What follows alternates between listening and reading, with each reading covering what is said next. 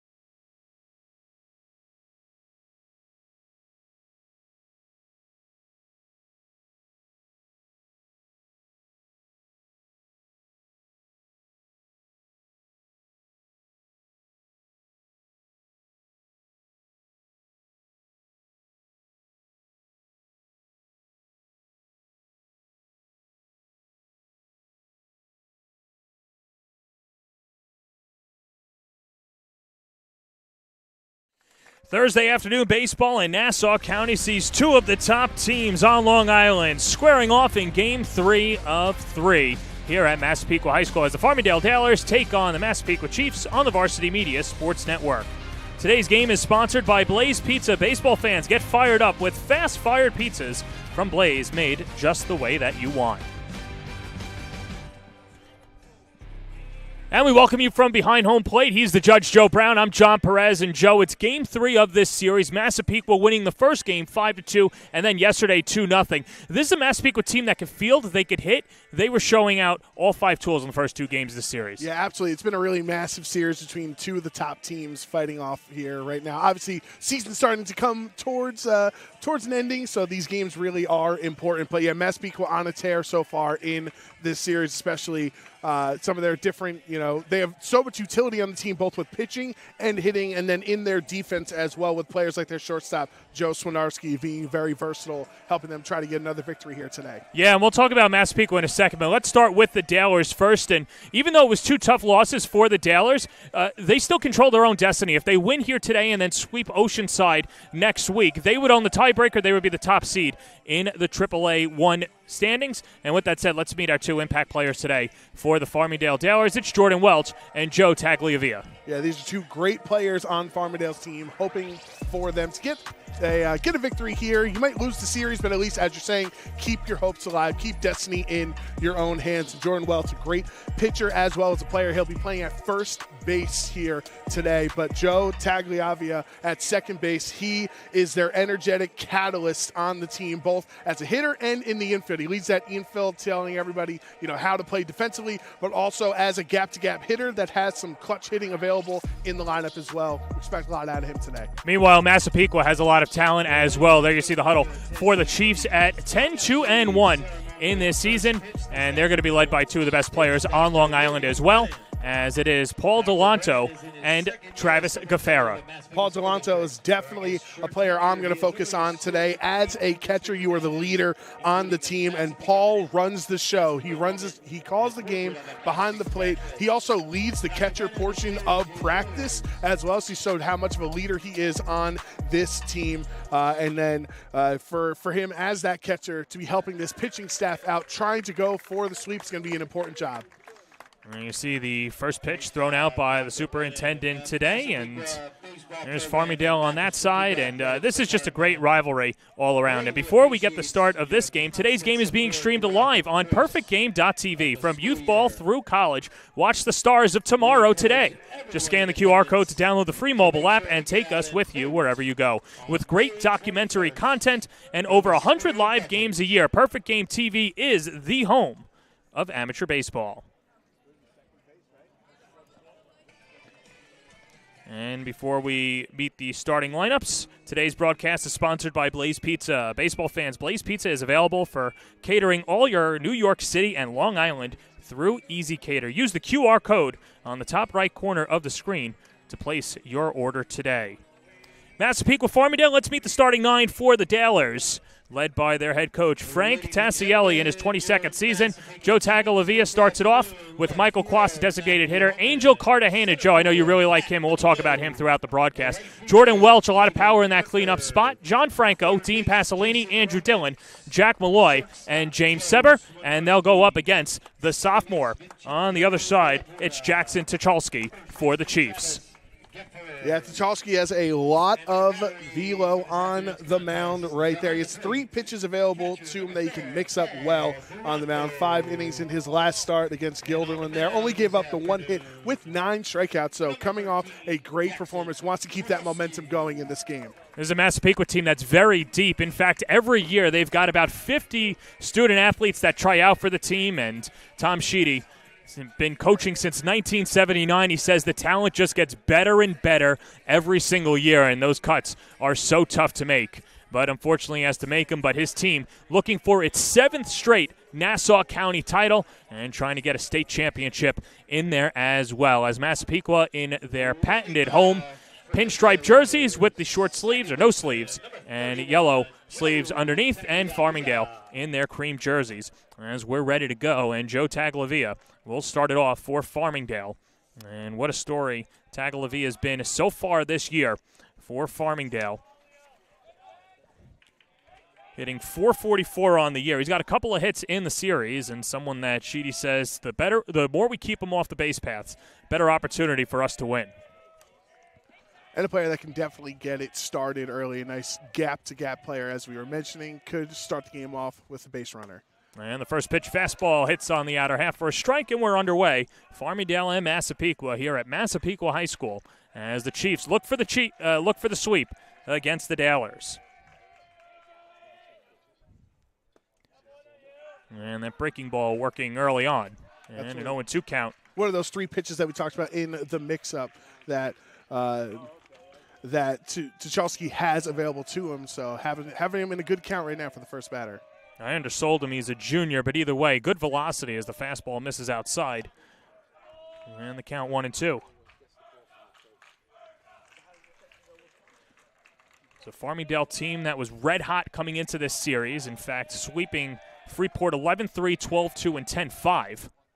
As a breaking ball hammered in the air down the right field line, giving chase is Caden Erker, the right fielder, in foul ground, can't make the catch. And didn't hang up there long enough. Erker covers a lot of ground out there in right field, but, as we see, Joe, down the right field line, there's a ton of room out there, and with Erker shaded more towards right center field, that was a long run to begin with. Yeah, there's a lot of space available on the right field side there for the foul territory in case the fly ball goes in that direction. But with the righty at the plate, of course, you're going to shade a little bit towards the left side in the outfield, so a little bit too far for him to run. 1-2 coming. Breaking ball, got him looking. First strikeout of the afternoon for Jackson Tucholsky. And with that, join Blaze Rewards to get access to exclusive rewards and earn flames for free pizza, cheesy bread, and more. Join now at blazepizza.com or download the Blaze Pizza app in the App Store. That curveball, or that breaking pitch, was pretty much exactly the same pitch he threw to Tagliavia the prior pitch that he fouled off on late, but it didn't hang as much, had more control of that pitch for the strikeout. Michael Quast, the designated hitter, gets his first start of the series and takes a strike. 0-1. Quast is a senior, 3 hits on the season and 5 at-bats, and someone who, because of Tagliavia and John Franco up the middle, doesn't get a lot of playing time, but has been swinging the bat well in practice, and Frank Tassielli saying I got to get this guy in the lineup sooner or later, and with all hands on deck in this series, why not? Right, as a DH, at least get him in the lineup there to try to keep that bat hot.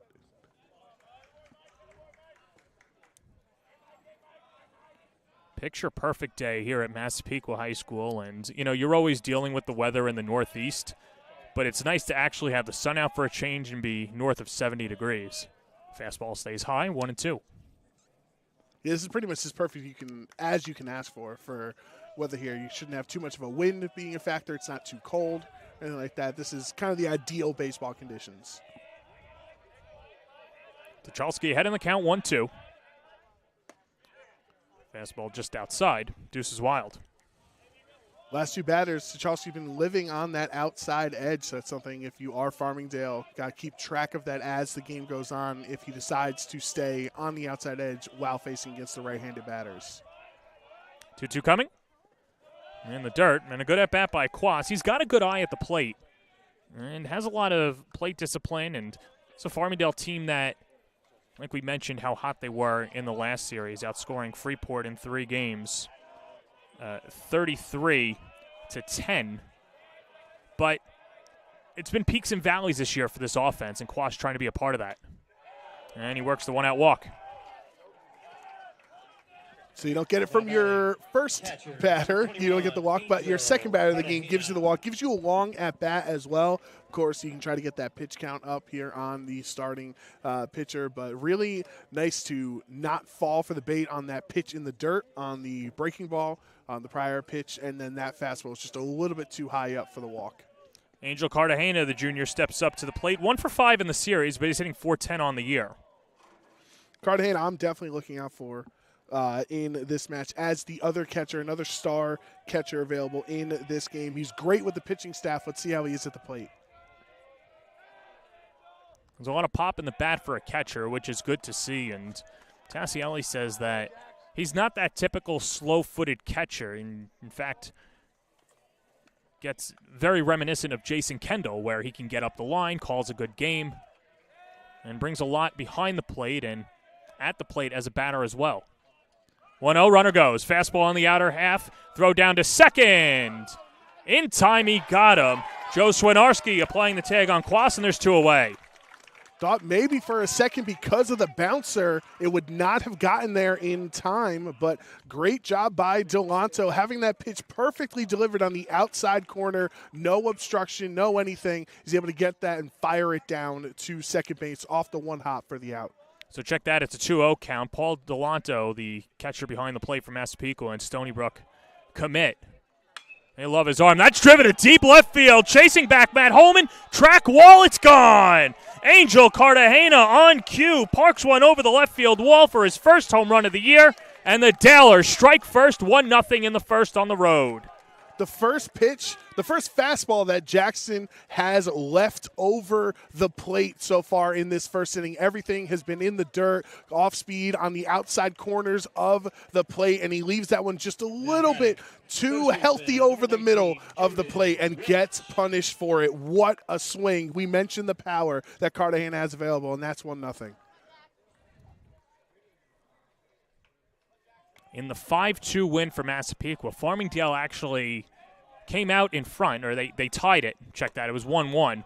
And then Massapequa getting a couple of runs in the 6th inning, and then the big blow by Paul Delanto, 2-run home run, making a 3-1 game into a 5-1 lead. And that was enough for Massapequa to take the second game of the series. But a better start for Farmingdale on the road as Jordan Welsh, who can hit one over the fence as well. His lone hit in the series is a solo home run in that 5-2 loss. Ahead in the count 2-0.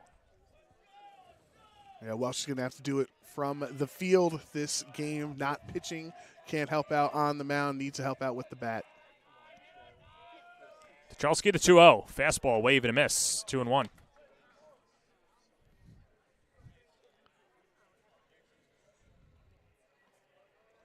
You know, for a struggling offense, you've got a sophomore going out there for Farmingdale. That home run can juice a dugout, Joe. As back-to-back strikes, and we're even at 2-2. No, absolutely.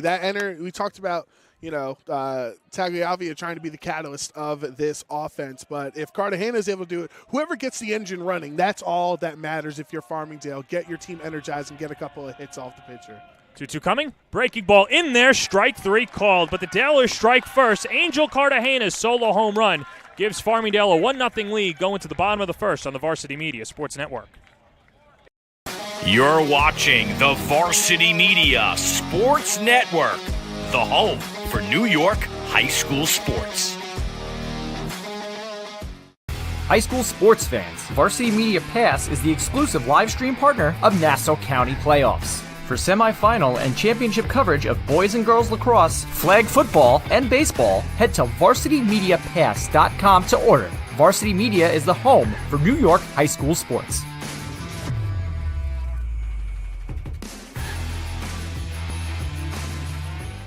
Are you a local business looking for new and creative ways to promote your company? Varsity Media offers affordable rates that can get your message across to a demographic of 18 to 54 years of age. Our follower base across social media is over 50,000 strong, and our viewership numbers per game are in the thousands. Don't blow your advertising budget on old staples like TV and radio media. Reach out to Varsity Media to get the best bang for your buck. Farmingdale with a 1-0 lead as we go to the bottom of the first inning as we meet the starting 9 for the Massapequa Chiefs, looking to sweep the Dalers as it'll be Caden Urker to lead it off. Christian George, the designated hitter. Paul Delanto is the catcher. James Romance gets the start at third base. He's the cleanup hitter. Pat Menino, Travis Gaffera at first base. Vincenzo Delaporta at second. Joe Swinarski is the shortstop. And Matt Homan out in left field as they'll go up against Lorenzo Semino, the southpaw for the Dalers. Big spot for Semino as a sophomore pitching in this game. As you see, his last start only lasted 3 1/3 innings, gave up a couple hits, a couple runs with 4 strikeouts. But it inspires that three-pitch mix with a fastball, changeup, and a slider available to him as a lefty. That's always a benefit as well. As many teams are as used to seeing lefties as they are right-handed pitchers, right? So Semino has some things to his advantage in this matchup. Your team did give you a run in the top of the inning, so you would love to reward that offense with a quick 1-2-3, or at least keeping Massapequa scoreless in this bottom of the first inning. And Caden Urker will lead it off for the Chiefs. Urker, the sophomore, and Tom Sheedy says that he's been a godsend. That's a quote. When the coaching staff heard about him, they just loved his approach, and they couldn't believe that he was only a sophomore. Yeah, very, very impressive. We saw his speed out there in right field, even though he didn't get to the foul ball because it was hit a little bit too far, but you love that speed from a younger player. One pitch, wave and a miss. On the breaking ball, 0-2. One of the things Semino's coach talked about was keeping control and keeping command of the fastball. You want to establish that fastball early on here in this game. 0-2 coming. Fastball just misses inside to Urker. A couple of hits through the first 2 games, 1 for 4 in game 1 with a strikeout and 1 for 2 with a walk in game 2. Massapequa looking to sweep the series against their rivals. Currently 1 point ahead of them in the standings. That skips inside and bounces off the front foot of Urker. And a leadoff hit by pitch as Urker will go over to first. Urker is a grinder. He grinded that at bat out, gets the hit by pitch, gets over to first base. However you can get on base, that's when you can really start to disrupt the pitcher's flow, make them concerned with you at first base, take a little bit of their attention away from the batter. So bring up Christian George. He homered in game 1, went 2 for 3 in that 2-0 victory. Christian George, a two-way player, of course. And late on a fastball. In years past, Joe, this was a Massapequa team that even if they were trailing late, they could wait for the home run. This year, they have to manufacture more runs. Sliced down the right field line, foul. Yeah, it's a tough mentality when you have to shift how you play as a team. If you kind of go from waiting for the long ball to trying to chain consecutive hits together, it definitely is something you have to work on as a team. But Tom Sheedy says that the teams responded well to that. They're a good hit-and-run team. They could lay down, sacrifice bunts, and he's been really impressed with the flexibility of this team. 0-2 stays high.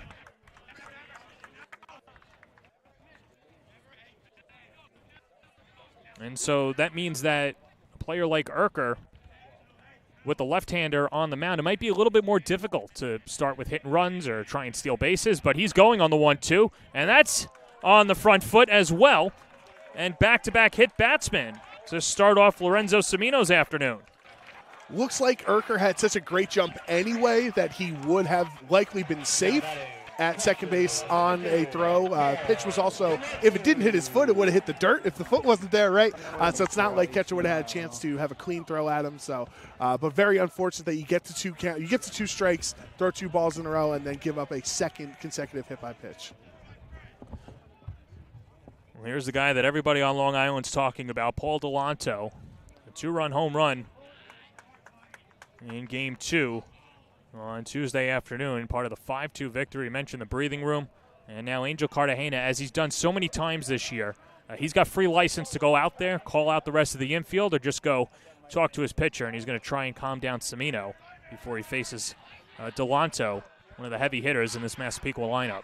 Yeah, with 2 runners on in this spot, Cartagena understands the pressure that you're facing against Delanto. So you want to communicate with the pitcher, make sure you're on the same page, so you don't leave any pitches over the plate. First pitch to the Stony Brook commit, breaking ball in the dirt.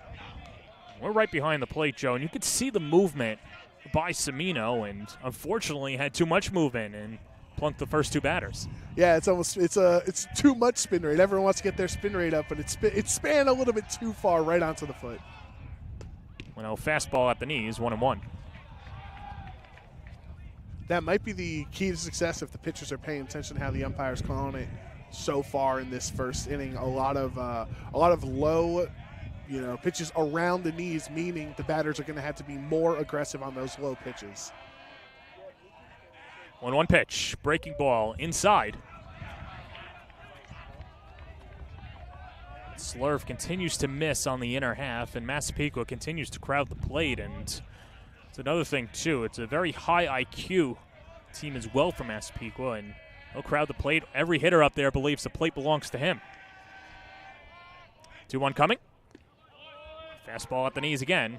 2-2. Well, especially when the first 2 batters, get hit by pitch, you're going to be inching a little bit closer to the middle of the plate there, since the pitcher has a tendency to be wild in this half inning and hitting some of the players. Cimino needs a strikeout or a double play ball here. Here's a 2-2. Just inside, and the count's run full. That was as close as it can get. Even Delanto looked back at the umpire saying, "Please don't say strike," and it worked out for his benefit. And Delanto has to work that line as well, because if he's got a dispute, he's got to go back out there for the rest of the 6 innings. Right. 3 balls, 2 strikes, nobody out. 1-0 Farmingdale. The pitch in the dirt, and the first 3 are aboard for the Chiefs. This is just about not what you wanted for Cimino and for Farmingdale to start this game off, with 3 essentially walks, right? 2 hit by pitches and then 1 natural walk. So you don't have any outs, and Cimino has not been able to establish the strike zone in this spot so far. This will bring up James Romance with the bases loaded, trailing 1-0 in the bottom of the first inning. And the first pitch to Romance. And a fastball at the belt for a strike, 0-1.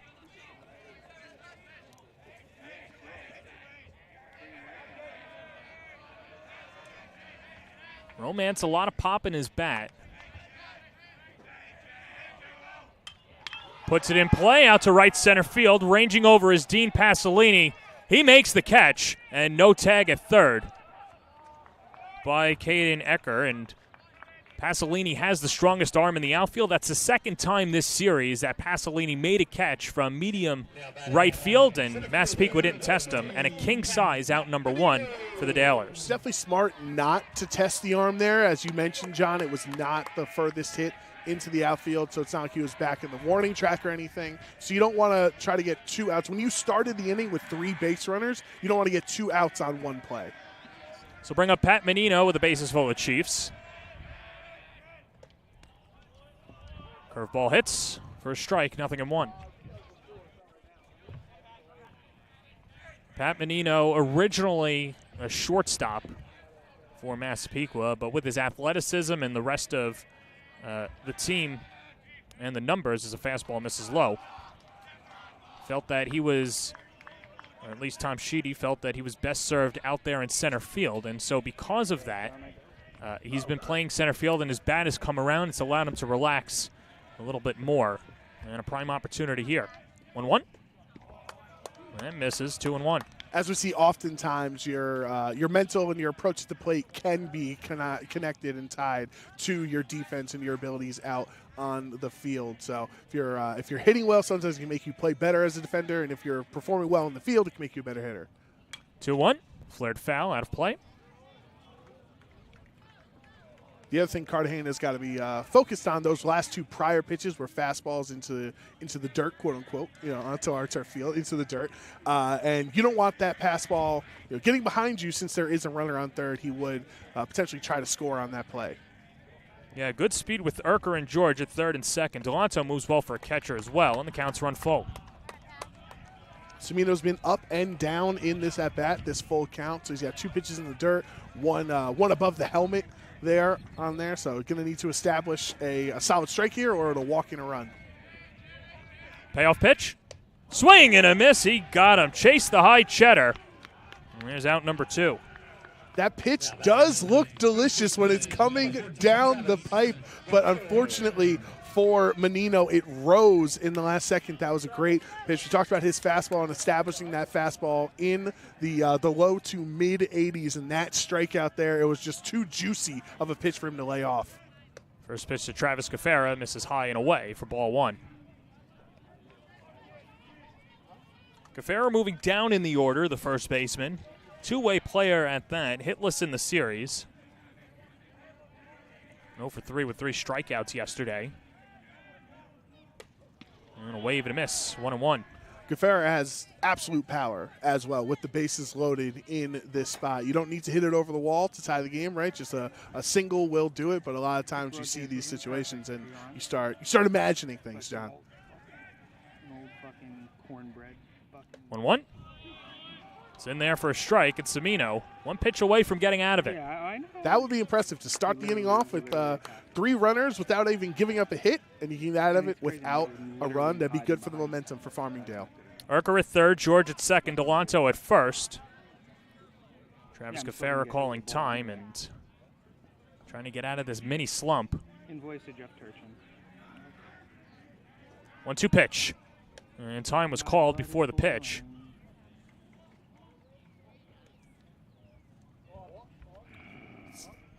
Seemed like Cafera just called time. It might not have been set yet, and the field umpire saw that. Right. So time was called 2 consecutive times before pitch was thrown. Comes a 1-2. Swing and a miss. He got him. Back-to-back Ks for Lorenzo Semino. And at Blaze Pizza, it's the best place to grab a fast-fired pizza made with delicious ingredients with over 30 toppings to choose from. We've got freshly made salads, homemade lemonades, and decadent desserts. On the menu at your local Blaze Pizza, we offer gluten-free, keto, and vegan options to satisfy any craving. At Blaze Pizza, there's no wrong way to play. 1 inning in the books, 1-0 Farmingdale on the Varsity Media Sports Network.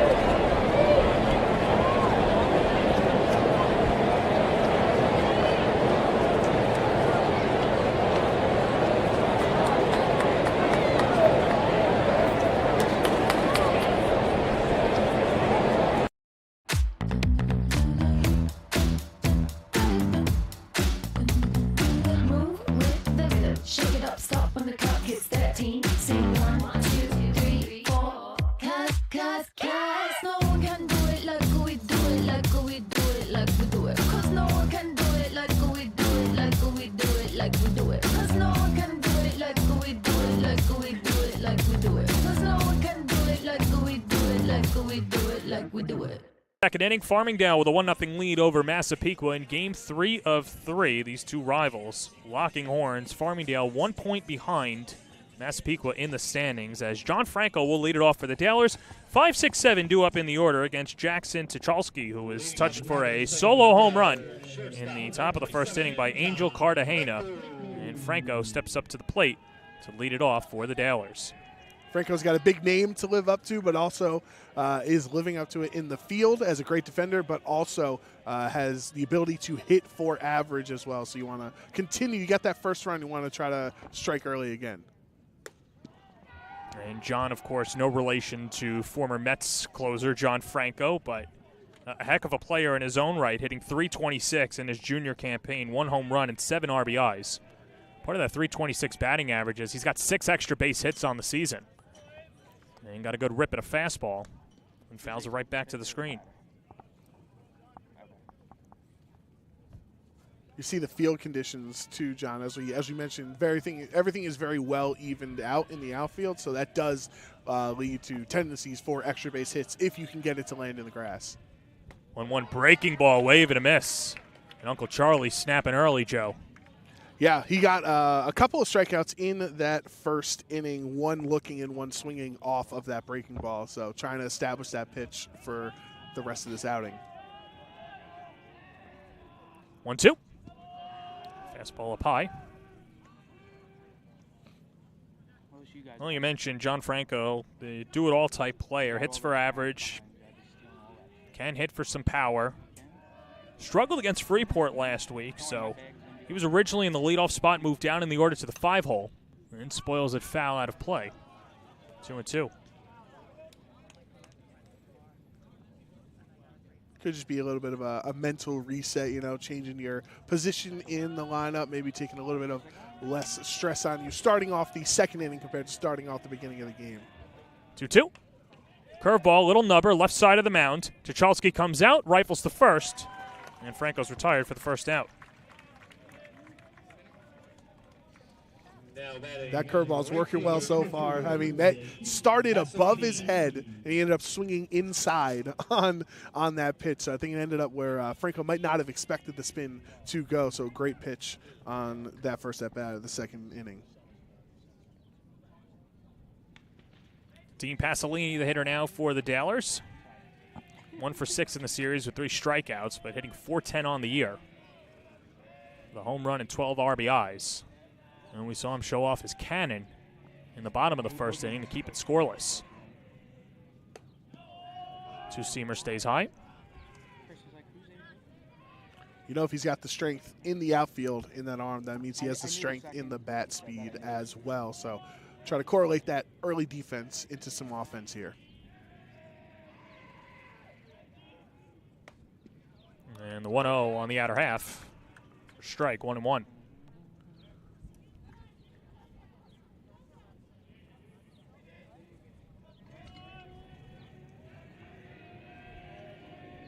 Working quickly. And there's that curveball again. And Tuchalski ahead in the count, 1-2. And Tuchalski continuing to use the outside. Now that was a lower pitch on the curveball, but continuing to try against these right-handed batters to use that outer third of the plate, which is a lot harder for them to reach than a pitch on the inside, especially curve on the inside.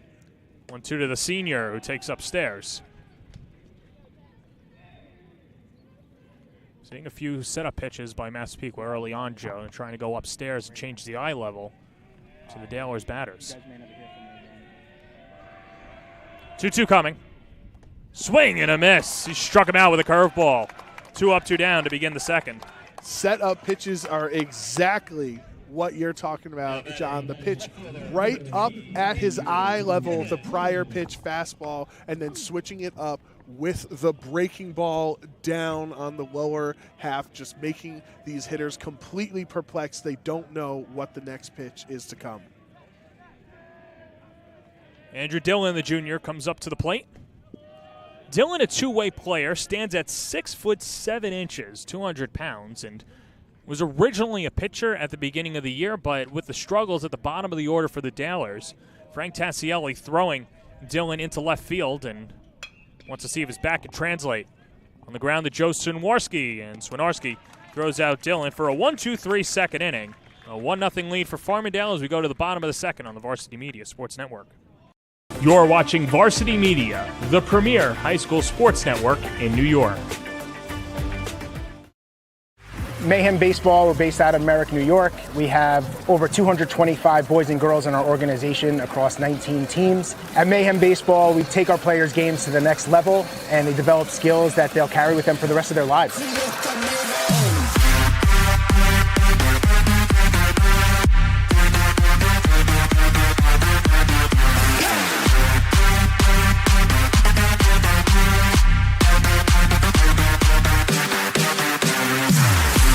I really like our coaches because they put forth general, they put a lot of effort into helping us get better and better every day, every practice, every single game, and all around. I worked on getting more power behind my swing. It makes me a better solid player because the coaches push us to work hard and do our best. They teach me how to work as a team and how to learn new skills. They always encourage me to do my best and put us in the best position to win.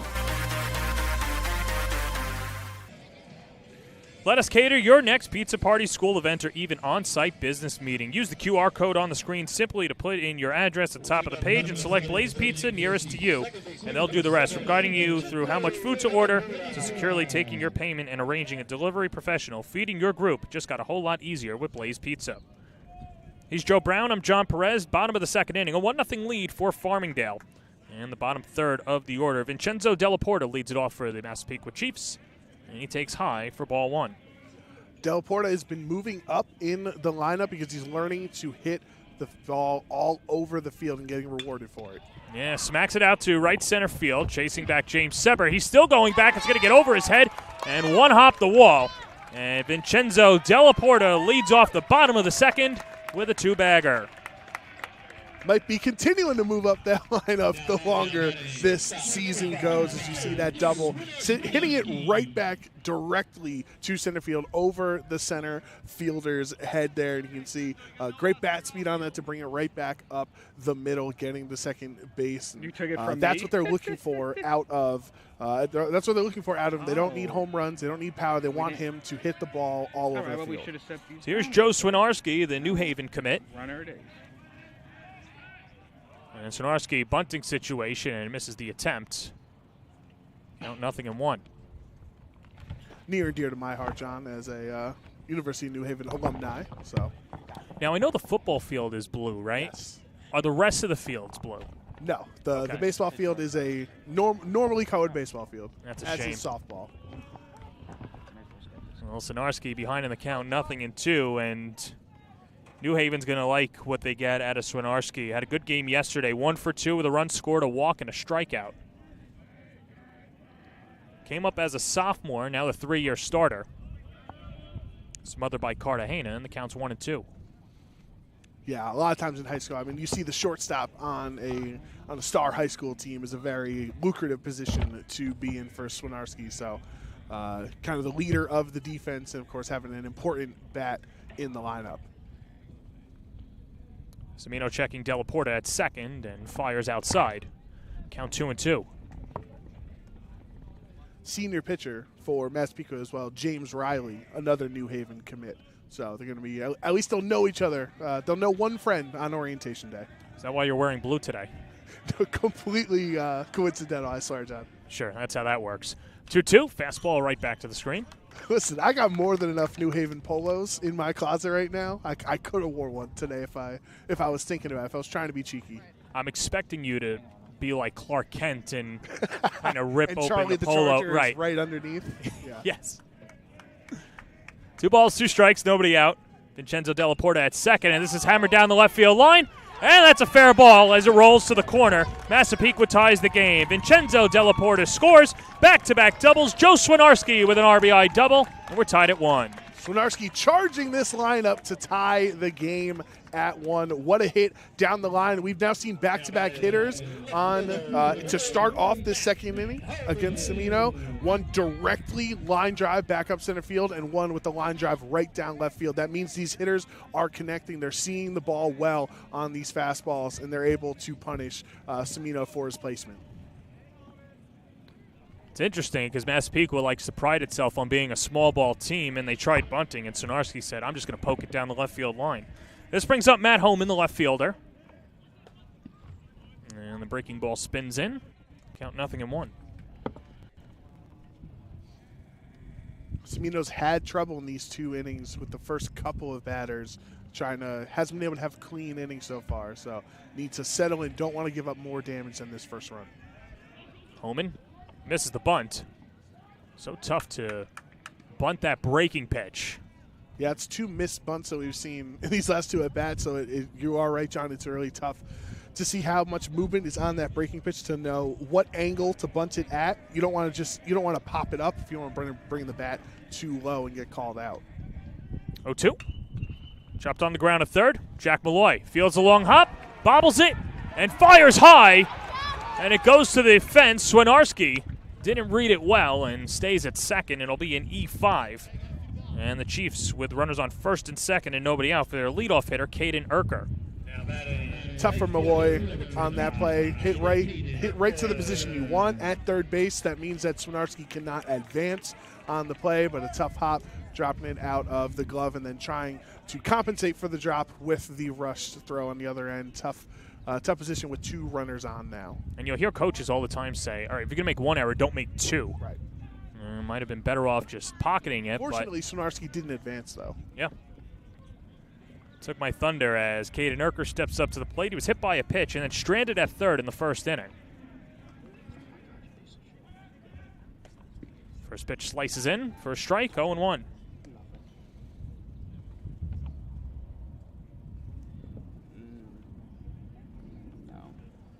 Erker 2 for 6 in the series.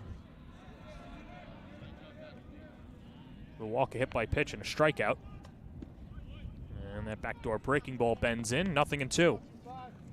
Did catch the outside corner of the plate there on that breaking ball. Could be a dangerous pitch if Erker wants to go opposite field.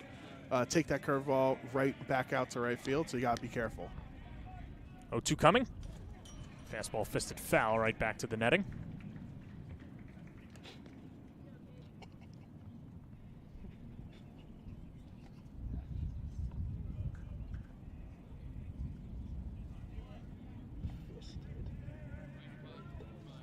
Mentioned the defense for Erker. A great catch Tuesday afternoon.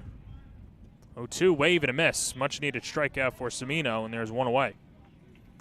That might be just what he needs to try to get out of this inning with that strikeout on the curveball. Now you have runners on first and second. The double play is intact. If you are Farmingdale, you got to communicate here on the infield defense. Where are you going in emergency? What position, what bag are you going to throw to first?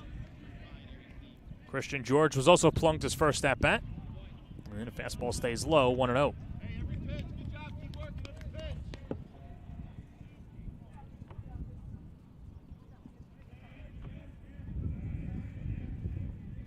Christian George, a couple of hits in game 1, a home run and a strikeout. Finished 2 for 3 on the day.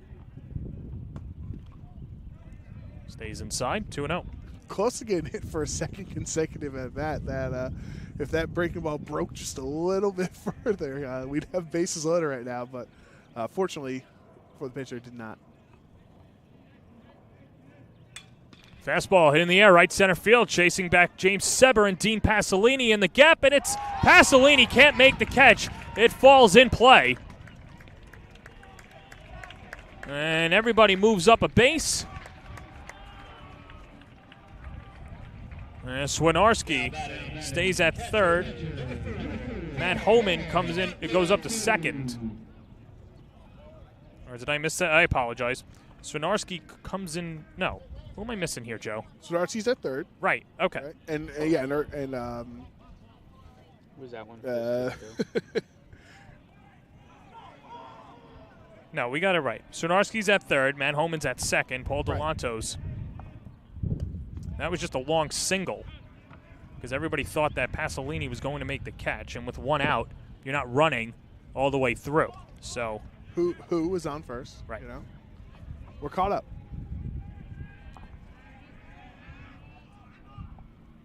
And the dirt skips away. Runner comes home. Here comes Swinarski to the plate.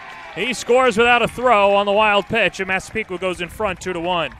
I was going to say Farmingdale has had some fortunate errors in this inning as the Malloy drop didn't advance the runner. That play in right field didn't allow a run to score because they were tagging up. That's the first time where a play has gone against them to their detriment to allowing us a run to score. They're going to put Delanto on, so now the bases are loaded for the second straight inning.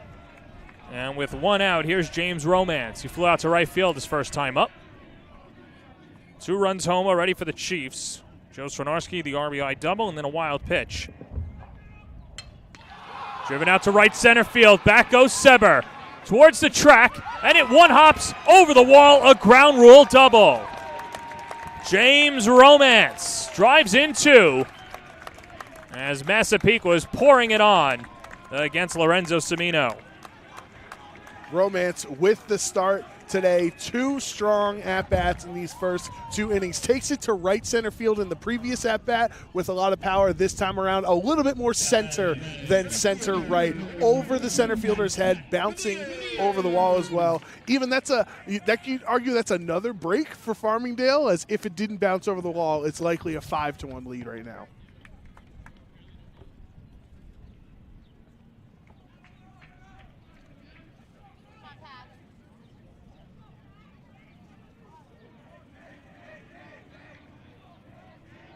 Massapequa currently on a 6-game winning streak and finally getting the big blow against Farmingdale early on in this game in the series, and now Mike Marchito goes out there to settle down the Dale.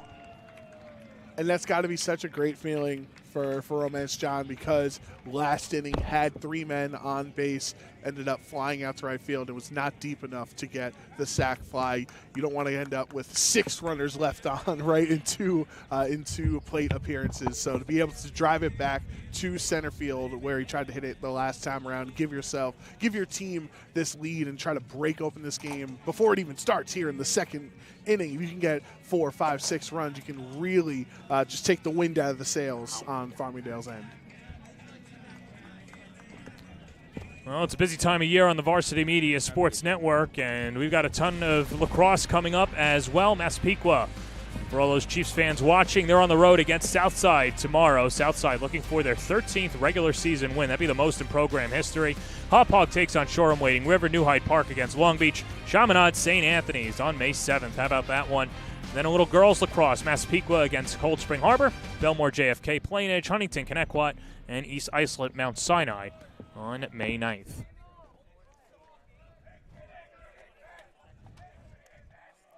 Pat Menino ahead of the count 1-0. He struck out swinging in his first at-bat.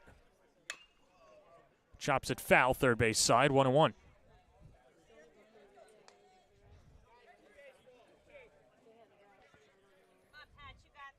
Massapequa is close to batting around here, barring a double play in this at-bat.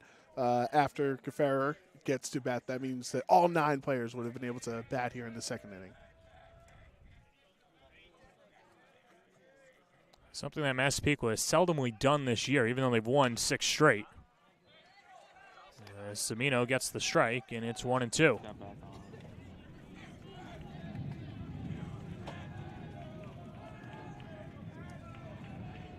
Three doubles in the inning already for the Chiefs. 1-2 coming. In the dirt, and the backhanded stop by Cartagena.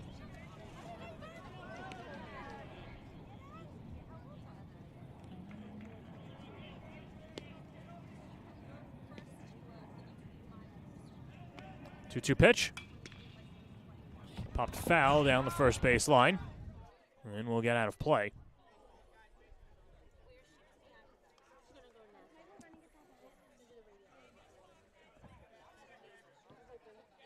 Always a worry when you see those foul balls. You say, oh no, where did I park?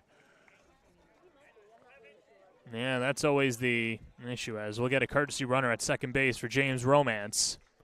And going out to run at second base will be Bobby Engelhart, the junior, with good speed in scoring position. Interesting that Sheedy does it in the middle of the at-bat. He might have lost track of the count, but either way, now shores up his speed on the base paths.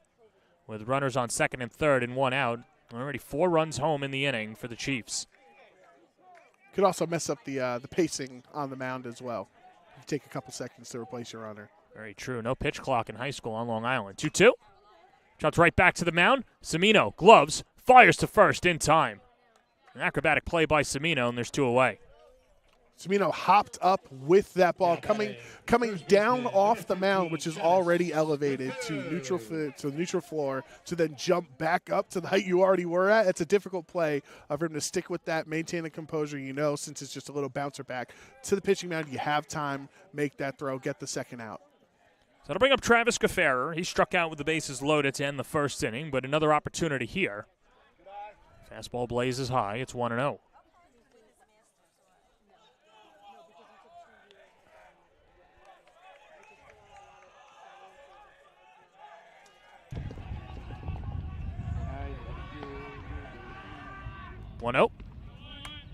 Backdoor curveball sits in.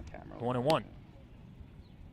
That is one of the type of pitches that Cimino has been getting hammered on. It was a nice break, but it did break directly over the middle. Luckily, Gaffarer was not swinging on that pitch, but it's a dangerous pitch, dangerous location. Well, Gaffarer's got some power and a couple of home runs this year for the first baseman and closer for Massapequa. He and Joe Swinarski, a big part of the relieving core for Massapequa, but was so valuable in the lineup that they don't really get the opportunity to just concentrate on pitching. And that dips in there, and the count's even at 2-2. That's 2 strikes this at bat with the off speed over the plate. So if you're Gaffarer, you struck out the last time around. You don't want to strike out 2 at bats in a row with these men in scoring position. 2-2 pitch.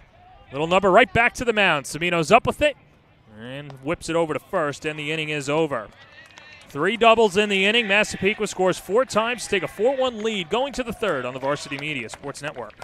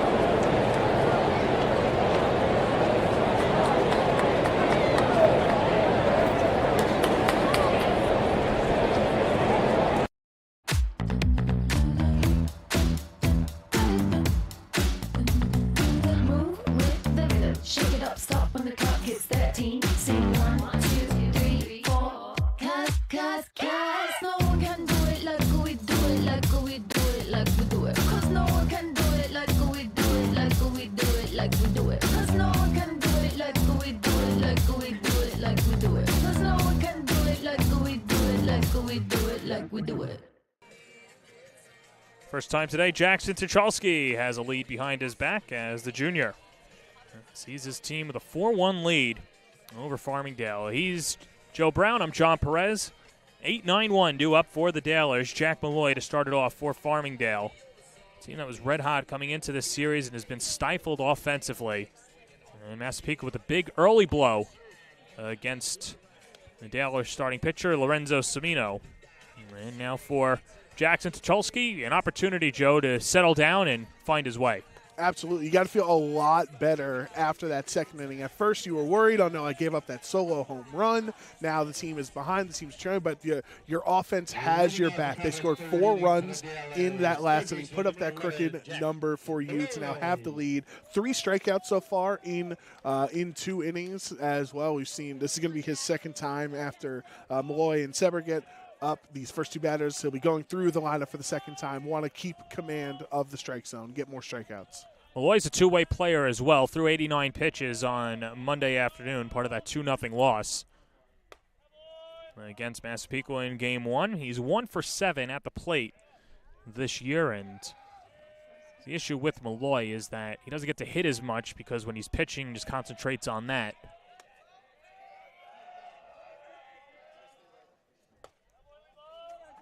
And back-to-back out of the zone for Tucholsky. It's 2-0. If you are Malloy, though, you'd love to respond with a nice little single here after the play at third base early on in the second inning last half. Get your mental mindset back on track with a hit. And Frank Tassielli saying that despite Malloy's struggles at the plate, he doesn't strike out, and he puts the ball in play. He's got good speed. So it's only a matter of time before he starts to string along hits, and he could be a player to watch in the postseason. Wave and a miss, 2-2. Yeah, you want as much versatility as you can get, right? In the postseason, you love two-way players. You love players that can play multiple positions in the infield, multiple positions in the outfield. That's really what you need. You need to be as flexible as possible for the postseason. Off his hand, and the home plate umpire says it's a foul ball. And so the issue is we don't have replay, or the umpires don't have replay, so it goes to the home plate umpire, and he'll say it's a foul ball. No really contest by Jack Malloy or any of the coaching staff, and it sounded like it hit the bat. Yeah, I was going to say, based off the sound, I can understand why you'd say that's a foul ball. 2-2. Wave and a miss. He got him. 4 strikeouts now for Tucholsky. And this will bring up James Seber. Tough spot for Malloy if you feel as if that didn't hit your bat, hit your hand. Instead, you go from being on first base to in the dugout with the struck out looking.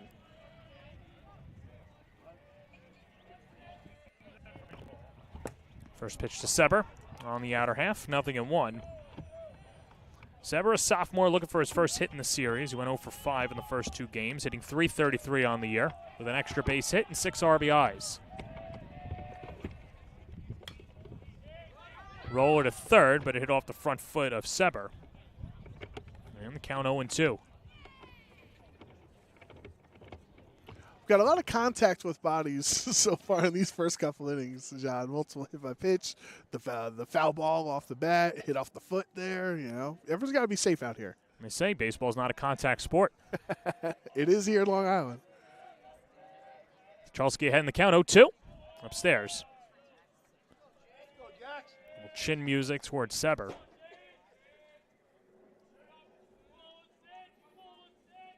James, one of 2 Sebers. His older brother, Pat, was supposed to be a big part of this offense, but got hurt earlier in the year, a lower body injury. 1-2. Chopped on the ground to third. James Romance on the big hop.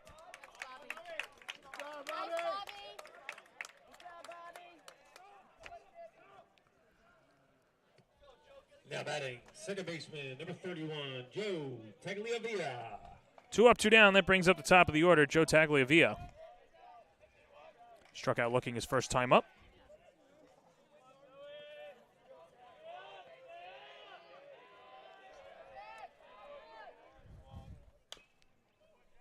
Fouled in front of the plate.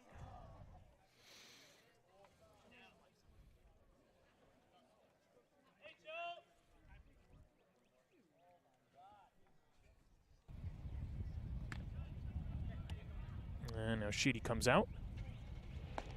Not sure what the call there was. And my apologies. When James Romance came out, I thought it was a courtesy runner, but that's Bobby Engelhart over at third base now. So Engelhart stays at third after being a pinch runner and makes the play. So either way, Tagliavia up at the plate against Jackson Tucholsky. 1-1, wave and a miss at a curveball. That's working early for Tucholsky. Yeah, for sure. That curveball has been he didn't use it in that last at-bat against Seber. Seber kind of had a short frame, so a little harder for that big drop on the curveball to stay in the middle of that bat. So now you have a taller player at the plate. You have access to that Uncle Charlie again. Laying down the right field line. And I think if you're Tagliavia here, you know, you're thinking about that first inning. You're thinking about first at bat with the strikeout looking. I know it's 2 outs here in this spot, but even just getting on can help your team going into the next inning. You can have 2 instead of 2-4-5, it could be 3-4-5. 2 pitch, curveball upstairs. Just so hindering. I'm usually pretty good with vocabulary. Jackson Tucholsky, Larry, with 4 strikeouts today. Cue shot to second, Vincenzo Delaporta.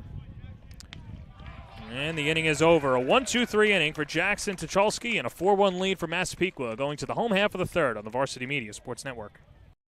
You're watching the Varsity Media Sports Network, the home for New York high school sports.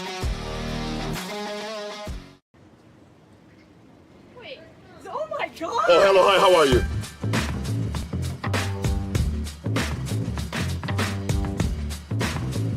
All right. Hey, what's going on, man? How you doing? All right, I'm Ron. Oh, what's going on? How you doing, sir? How you doing? I'm Ron. Hey, what's going on, man? How you doing?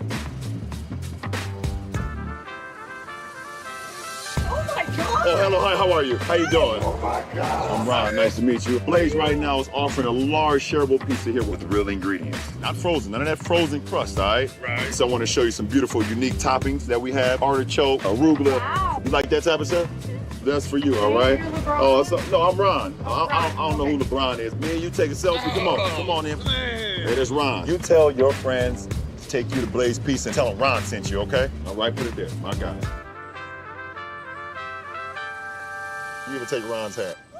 That's yours. Oh my God. LeBron James legit loves Blaze, and his ownership of 19 franchise locations reflects his passion for their make-your-own pizza concept. LeBron is a part owner and an endorser. Massapequa with a 4-1 lead in the home half of the third inning, as the Chiefs sent 9 batters to the plate, scored 4 runs against Lorenzo Cimino, who begins his third inning of work. And Vincenzo Della Porta greeted him with a double to right center field his first time up. He came around to score. As that pitch misses low, 1-1. Della Porta leading off 2 innings here, as you mentioned, that absolute line drive out to center field, and wants to try to do that again, get a runner on first pitch. And Della Porta with that double, now with a hit in every game of the series. Cimino just trying to throw up a goose egg after surrendering 4 runs in the previous frame. 1-2. Holds a swing, 2-2. Not even just a goose egg, but just trying to get the first batter out. These last two innings had multiple hit by pitches in the first inning, and then back-to-back doubles in the start of the second inning. So just want to try to get the first batter to start your inning a little bit cleaner.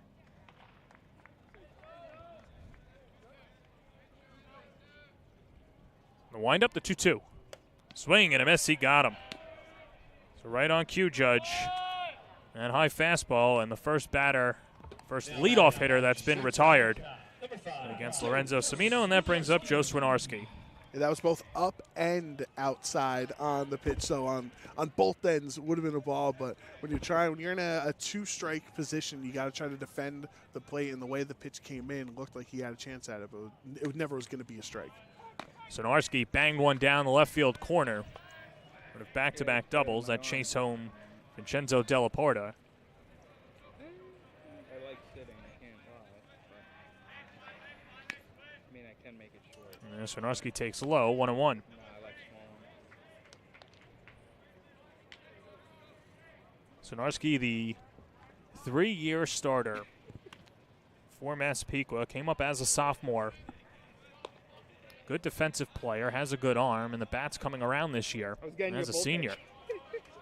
Wave and a miss. And the count 1-2. That's when you want it to come around as the season is progressing. As we get close to the postseason, you want to have your bats as hot as possible at the right moment. 1-2. On the ground to third. Jack Malloy. 2 away. You see the 4 strikeouts from from Cimino there, and that's solid pitching. He has some command over the plate there on those strikeouts and nice little soft grounders. He's fielded multiple grounders to himself at the pitcher's mound, so he is having a solid day. It's those plays between that are biting him. Matt Homan takes high and away, 1-0. Homan reached on an error in his first at-bat on the ground ball to Malloy at third base. Homan really known for his defense, but he gets on base. And has a hit in each of the first 2 games of the series. And about a couple of centimeters away from getting plunked on that pitch. He is crowding the plate on this at-bat. That's something, if you're Cimino, you got to be aware of that. Maybe try to focus a little bit more on the outside. You don't want to give up a hit by pitch. Semino snaps one in there for a strike. It's 2-1.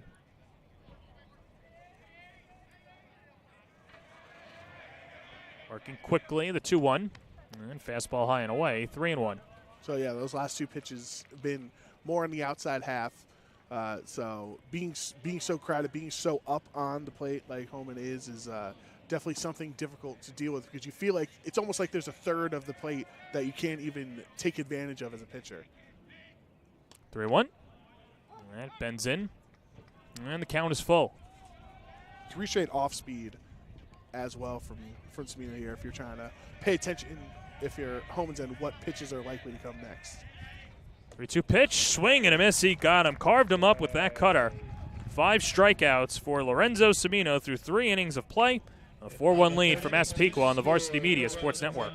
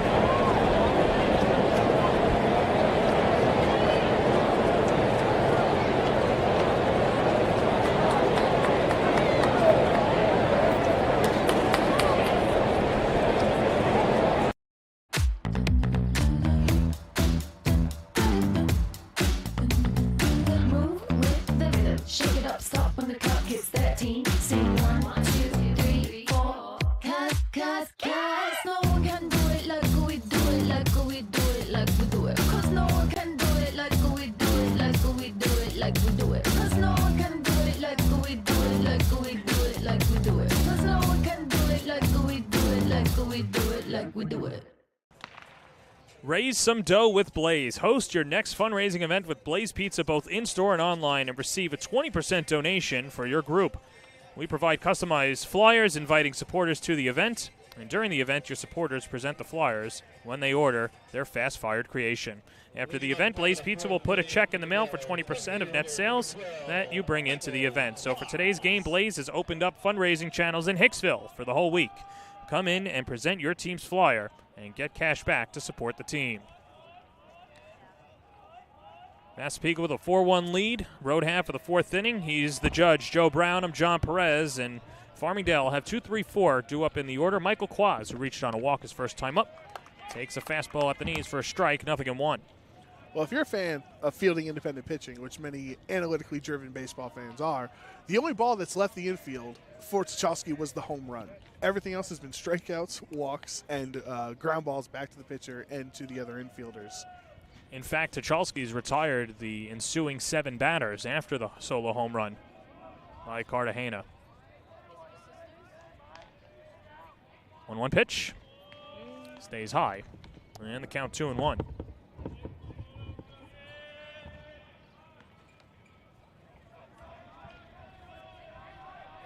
Well, Tucholsky with a couple of notable outings this year, and it was a non-league game, but playing Royce Ketchum out of Westchester. He went deep in that game, threw a shutout, pitched well last week as well in the series win against Guilderland.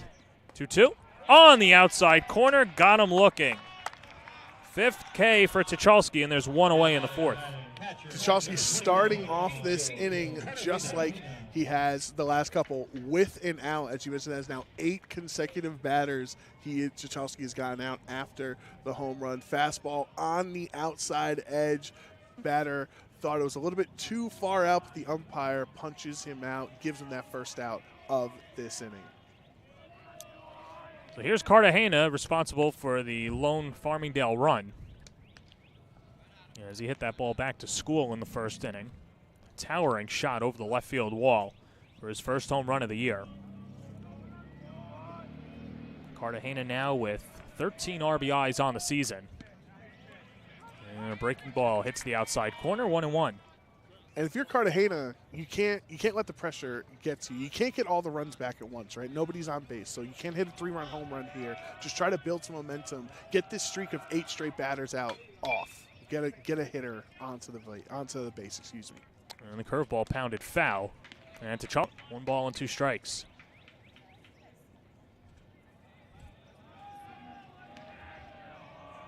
you know, John, if we can feel that pressure, right, we can see 8 straight batters, then Farmingdale also feels that pressure. They said they got to try to break Tucholsky out of his momentum here. Comes home with a 1-2. Fastball hit in the air, deep left center field. Pat Menino is there as the ballpark will hold it. And Cartagena's retired for the second out. Cartagena's still the only player to hit the ball into the outfield so far on Farmingdale. One with the home run, one with that long fly ball. Got the sense that he just missed it and got under it. And as Jordan Welch steps up to the plate, strikeout victim in his first at bat. And now the infield swings all the way over to the left side of second base. We make this joke every broadcast, but you have to think back of old-time baseball 2019 when you could put as many players wherever you want on the field as long as they're all in fair territory. And there's a swing and a miss. Nothing in one. Unlimited pickoff throws, no pitch clock. Joe Madden would be proud of the defensive positioning right now on the field. I'm surprised he doesn't have 6 infielders there. But we know that Welch can hit it to the outfield, so that's why everyone stays at their outfield spots. And the count 1-1. And as Welch as a pitcher, he can understand that the opposing pitcher on the other end is dealing right now. So if you can help your teammates out, you know, you're playing first base here today. You're in the offense. You're in the lineup for a reason. Welch curveball hit in the air down the left field line, and that's going to one-hop to the wall and roll into the corner. Jordan Welch with a 2-out double for the Dowlers, their second hit of the day, and that keeps the line moving for Johnny Franco. That's great for Farmingdale, even if it doesn't result in a run at the end of this inning. Just getting contact off of that speed on the other end, right down the left field line, showing that you are confident as a team. The pitcher cannot overpower you, cannot keep his momentum going. Getting a runner in scoring position for one of the better players on Farmingdale, who has the chance to drive in a run here and make this a closer game. Believe it or not, for Welch, that's only his first double of the season. And his 6th extra base hit.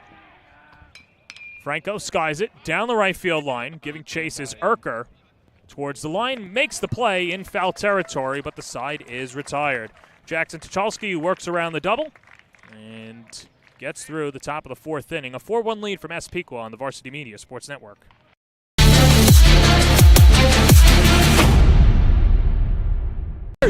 Dante does it again! Defensive play. Dante Zadaro.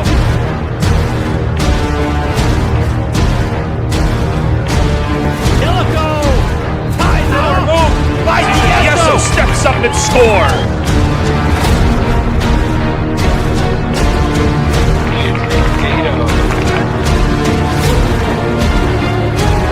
A jump shot for Nell.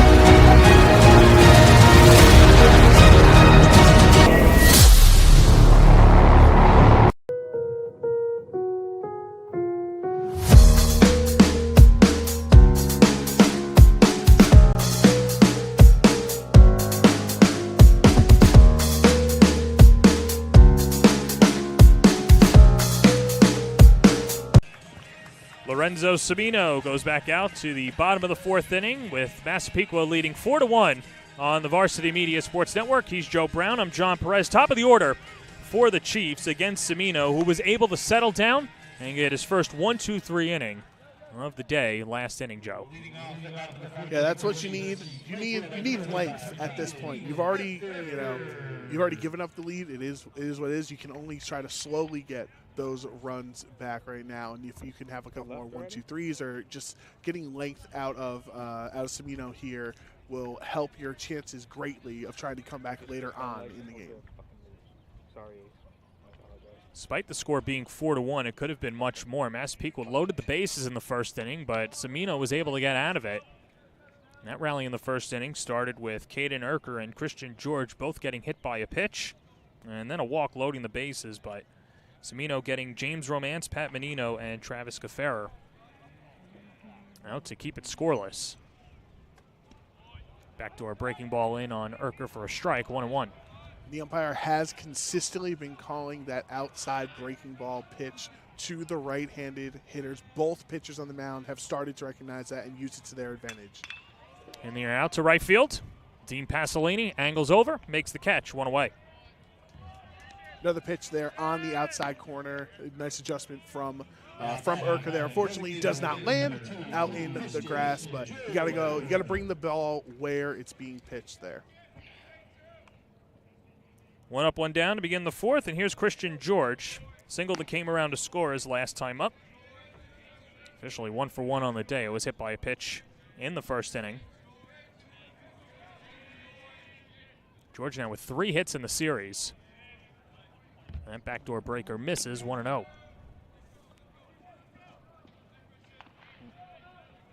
This is the run here. Picture perfect day for a ball game today at the ballpark.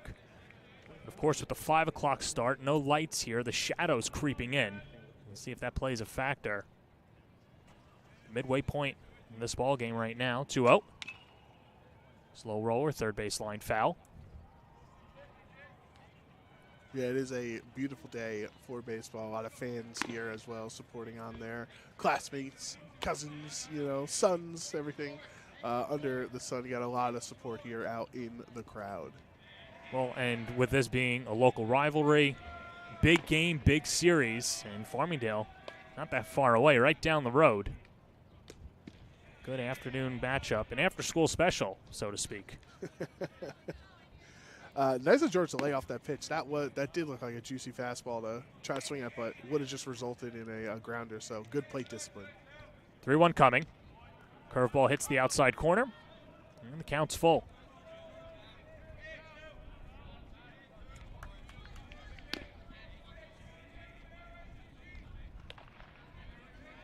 Semino winds and fires. Curveball stays inside. And Christian George on base for the 3rd time today. Second walk issued by Semino, and that'll bring up Paul Delanto. Designated hitter getting on base 3 times without a hit with the hit by pitch walk and then reaching on the error there. So great plate discipline, as we mentioned earlier on in the at-bat, to be able to hold his swing for that check swing, not striking out. Delanto attacks the first pitch, drives it out to right field. In the gap is Pasolini. He makes the catch. And Delanto is retired for a long out, number 2. Sometimes you just got to hit them where they ain't, and unfortunately for Delanto, they were right there. Ball stayed, just hanged in the air a little bit too long to give the outfield enough time to catch up and for Pasolini to make that catch. If it helps, I've been fuming since Bobby Englehart makes his first at-bat of the day. Came in as a pinch runner for James Romance, and first pitch breaking ball in there for a strike, 0-1. And Semino has really gotten that breaking ball to work these last 2 innings. He has got a lot of movement. It seems like it's perfectly being dropped right where he wants it. Runner, check that, a balk on the mound. And we'll take another look, Joe, as we'll see if there was an infraction there. But either way, Christian George, after the balk, will go in a scoring position. It is tough trying to steal on a lefty. So you see Semino here, and he goes kind of forward but throwing over his body. His arm was throwing over to first as his body was moving towards home plate. That's what they're calling the balk on, that he was his movement was going towards home plate for the pitch at home, yet his body kind of flinged it over to first instead. So the count is 0-1 to Englehart. Well, a runner in scoring position and 2 outs. And now the count 0-2. Unfortunate spot for the balk, because you never know, what happened on the seal. It looked like he had such a fantastic jump anyway that's what kind of forced the balk anyway, so it might have been safe at second regardless. 0-2, runner goes. The pitch. And no foul tip. Cartagena comes out and completes the strikeout. And the inning is over. So no runs, no hits, no errors, and 1 left on base. 4 in the books. 4-1 the lead for Massapequa at home on the Varsity Media Sports Network.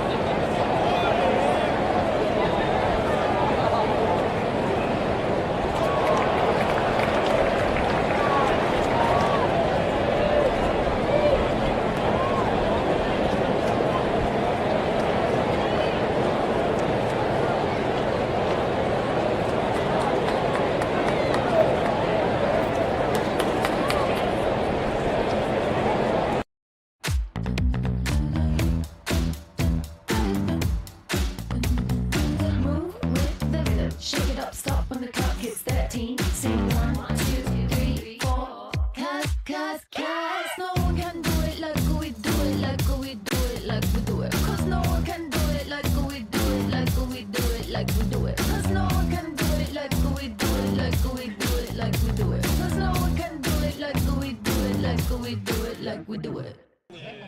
Let us cater your next pizza party, school event, or even on-site business meeting. Use the QR code on the screen and simply put in your address at the top of the page to select the Blaze Pizza nearest to you, and we'll do the rest. From guiding you through how much food to order to securely taking your payment and arranging a delivery professional. Feeding your group just got a whole lot easier with Blaze Pizza. The bullpen gets so much easier as well when you've got Cameron Zampolin coming on for Massapequa, one of the top starters on Long Island, the senior right-hander. And he's got a pretty heavy fastball up there as well, as Jack Tucholsky started off this game and he went the first 4 innings, gave up a run on 2 hits, and just had the 1 walk and struck out 5 batters. As now Tom Sheedy turns it over to the bullpen as Dean Pasolini will lead it off for the Dalers. You wonder how long that Zampolin can go here. If you can try to get all 3 of the remaining innings out of him, that would be great for the team to only use 2 pitchers in this game. And we mentioned the importance of this game as well. Massapequa in the standings currently with 20 points. Farmingdale with 19. So this is hit on the ground to third. Engelhardt on the backhand in the hole. Long throw. Not in time. Tough play for Engelhardt to make with the speed of Pasolini chugging up the line, and a leadoff infield single for Pasolini. Yeah, it's a tough play for anybody. The ball is driving you towards the left field side, so you're going away from your destination. You have to use your momentum, try to throw it over to first base. He didn't get enough oomph behind it, so he had a bunch of bounces over to first. Likely could have been safe anyway, just because of how the ball drove him so far away. Andrew Dillon grounded out his first time up to the shortstop, Joe Swinarski. But just to put a bow on that last point and how important this game is, the winner of this game would stay in first place, and then presumptively if they were to sweep next week's series, they would win the top spot in AAA1. So Farmingdale, despite losing the first 2 games of this series, he could avenge those 2 losses with a win here and then take care of business against Oceanside, because if they were to win out and Massapequa were to do so as well, they would be the #1 seed. It's going to be tough against Massapequa. The last 6 county championships have gone to the Chiefs. On the outer half, strike 3 called. Zampolin gets his first strikeout of the evening. First strikeout for him, and that is a fastball down. Looked like maybe the batter. It's a tall batter as well, right? So a little tall, or a little tough for Dylan, as you had mentioned, such a tall player on Farmingdale's team. Seeing a low fastball like that, could have got right at the knees, perfectly placed for the new pitcher. Pinch hitter now for Farmingdale is Ive Mills. Normally the starting third baseman, but Mills, a sophomore, having himself quite a series. 2 hits and 4 at-bats, an RBI, walk, and strikeout, including 2 hits in Tuesday afternoon's loss. Drove in a run. Chopped foul left side, 0-2. You do wonder also if Farmingdale wants to tempt fate here, wants to try to go for some steals as there's a new pitcher on the mound. Might have some extra adrenaline, sees he has the lead, had 3-run lead. Might try to get him, shake his mindset a little bit, trying to run the base paths. Might be hard to do with Delanto behind the plate, though. He's got a cannon. Breaking ball in there. Got him looking. Back-to-back backwards Ks. As that curveball drops in there. And so with that strikeout, you can swing by your local Blaze Pizza by ordering online or over the phone, and they'll be ready to fire up your perfect pizza for delivery, or choose to pick up your order in store. Joe, as perfect as Blaze Pizza is, that curveball was also perfect. Yeah, I was going to say, it's might as well be just like us here. We're watching these at-bats the same way that the batters have the last 2 times. 2 looking at strikeouts. Great curveball. He showed the fastball low in the prior at-bat. He shows the versatility of his 2 pitches, breaking there, starting up high and ending up right over the strike zone.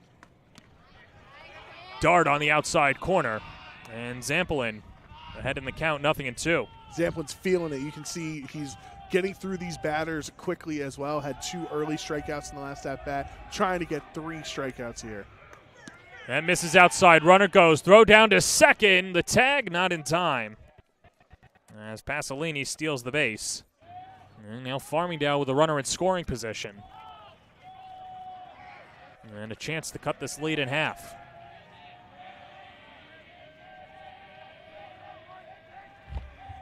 Pasolini's got good wheels over at second, but here's the 1-2. Fisted, right side. Delaporte is there, makes the catch. And the inning is over. Cameron Zampolin comes on in relief and throws a scoreless frame. As we go to the bottom of the fifth, 4-1 Massapequa on the Varsity Media Sports Network.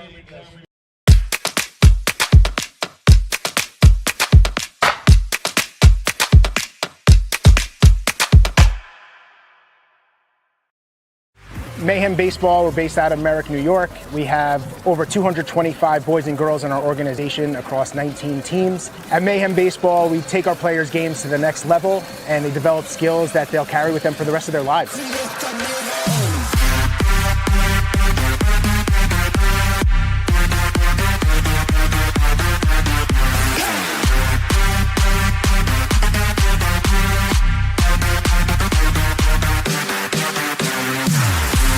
I really like our coaches because they put forth general, they put a lot of effort into helping us get better and better every day, every practice, every single game, and all around. I worked on getting more power behind my swing. It makes me a better solid player because the coaches push us to work hard and do our best. They teach me how to work as a team and how to learn new skills. They always encourage me to do my best and put us in the best position to win. Dean Pasolini showing off the wheels for our Speed Island speedy play of the game. Contact Onyx Salva and the gang at Garden City to improve your speed today. Visit speedislandny.com, and let's take a look. As Dean Pasolini, it's not easy to steal on Paul Delanto, Judge, but he was able to do so as Pasolini gets the stolen base but was not able to come across. Well, we did bring up that inning they might have tried to get a little speed on the bases to throw the pitcher off, and it was the one pitch that inning that was not directly straight to the catcher's mitt, so perfectly timed. Michael Quas is the new pitcher for Farmingdale, and he's greeted rudely by Pat Menino, who strikes one right up the middle on the first pitch for a single, as Quas comes in relief for Lorenzo Semino. Return to sender on that fastball directly right up the middle of the infield. And that's what you want to see as we get into the latter half of this game, right? Bottom of the fifth inning, you have a 3-1 lead. Even if you just get one or two more runs on if you're Massapequa, you can feel way more confident. So here's Travis Gaffera, 0 for 2 on the day. Book is closed on Semino. Went the first 4 innings. Gave up 4 runs, 3 of them earned on 3 hits, 3 walks, and 5 strikeouts. As Quas' breaking ball up and in. Count 1-0 as Gaffera ducks out of the way. Made me duck backwards as well on that pitch. There was a lot of velocity behind that one, but it didn't break as much as he wanted. So fortunately, Gaffera was able to back out of that spot. Popped up behind us, and we'll get into the press box. Or bounce right behind the press box. Find it amazing, and of course doing games you sit with the parents sometimes, and it's instinctual to flinch or try to get out of the way when a ball's coming. I'll never understand people that put their hands on their head. Well, I guess you'd rather have a broken hand than a concussion. I've had neither, so I'm not sure. I know I haven't had the first one. Not sure on the second one. 1-1, slider. Good bite on that, and the count is 1-2.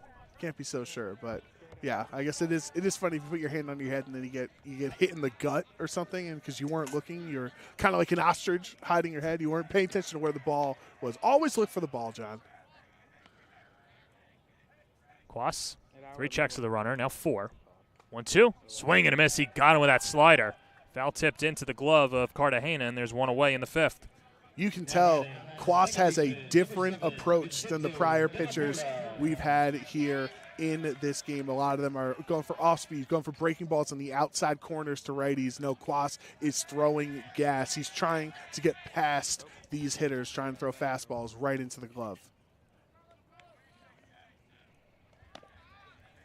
Pat Menino's got good speed off of first as Massapequa looks for some insurance. Fastball stays inside, 1-0.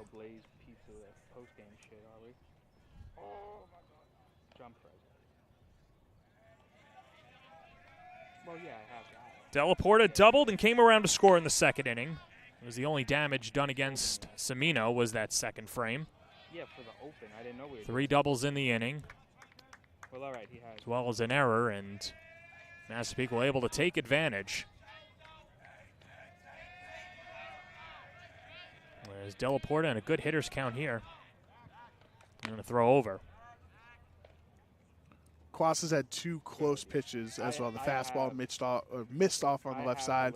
Then that curveball looked like it might have hit the top of the plate, but it went for a ball anyway. So he is close to the strike zone. 2-0 coming. Make it 3-0.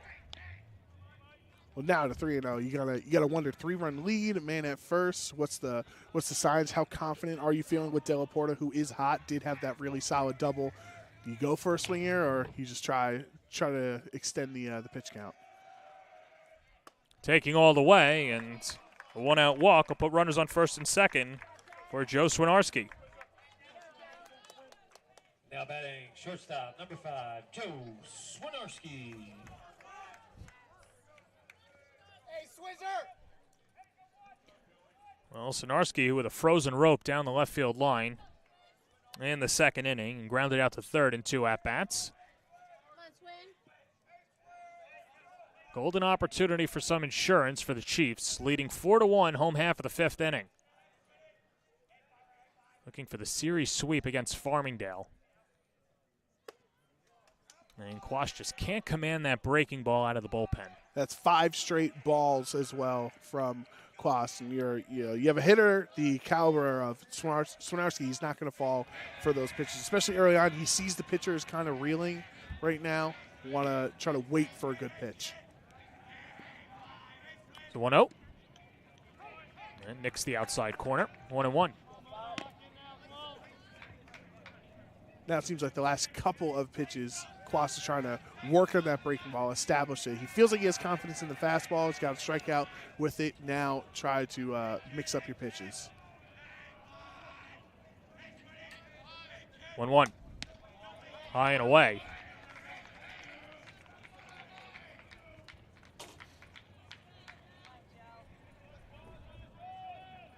Massapequa really hasn't had opportunities to steal bases or pull off the double steal in this game. See if Sheedy puts him in motion. Good hitter's count. A good count to run on as well.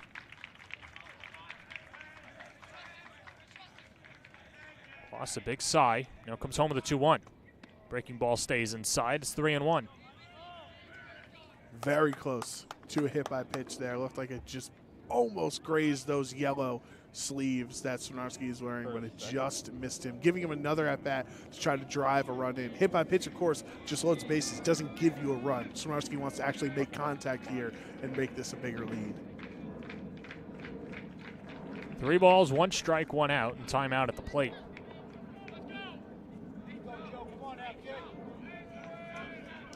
I'm going to belly bubble.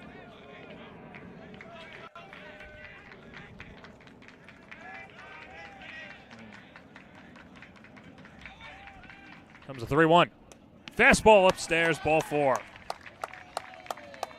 Back-to-back walks issued by Quas. And now the bases are loaded, and now comes Frank Tassielli. Farmingdale had somebody warming up in the bullpen before. And now it looks like Tassielli is going to go to Andrew Dillon.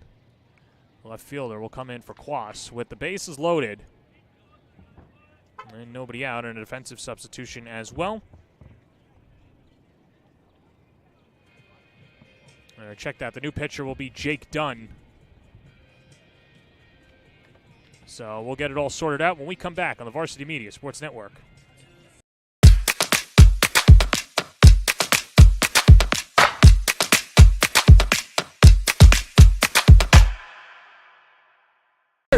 Dante does it again! Defensive play. Dante Zadaro.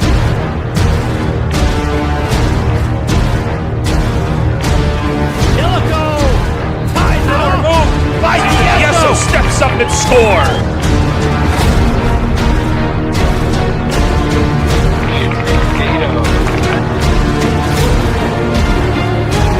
A jump shot for Nell.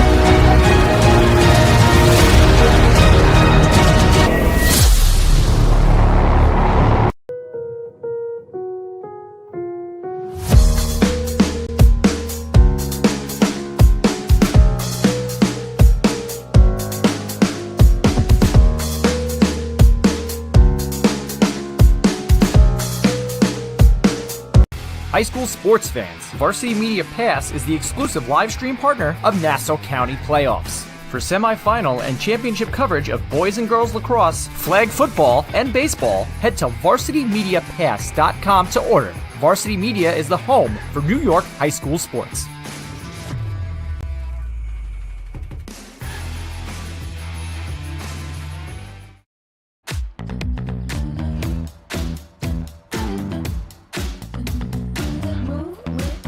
Shake it up, stop when the clock hits 13. Sing 1, 2, 3, 4.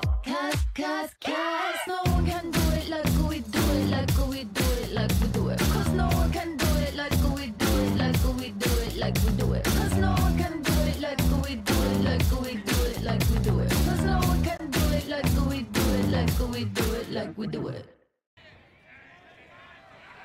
New pitcher for Farmingdale is Jake Dunn, making his 7th appearance of the year, as he is 1-0 with a 1.75 ERA. And a new pinch hitter for Massapequa is Brian Downey, who takes a breaking ball outside for ball 1. Farmingdale, with the call to the bullpen, also changing their left fielder as Andrew Dillon comes in to the dugout, and he could be used next inning as he starts to warm up in the pen. So Mateo Morales is out there in left field. Good speed and a good arm out there in left. Downey is a player that Massapequa was not able to consistently get in the lineup. However, Downey did hit a home run last Saturday. And a balk at the mound, and everybody moves up a base, and Massapequa scores. Pat Menino comes in to score. Second balk of the day called against the Dalers. Looks like they're communicating with the umpire right now. We'll see if we get a replay here. It's almost like he went for the windup, right, and brought it in, and he did not set his hands fast enough. I believe that's what the umpire, or long enough, I should say. The umpire went over to the Farmingdale coach to communicate that. Now he's speaking with the pitcher, and he even went with the motion of the hands coming to set. You can't just bring your hands, do a little high five in the glove, and then go. You have to actually set your hands in the glove for a second and then move on.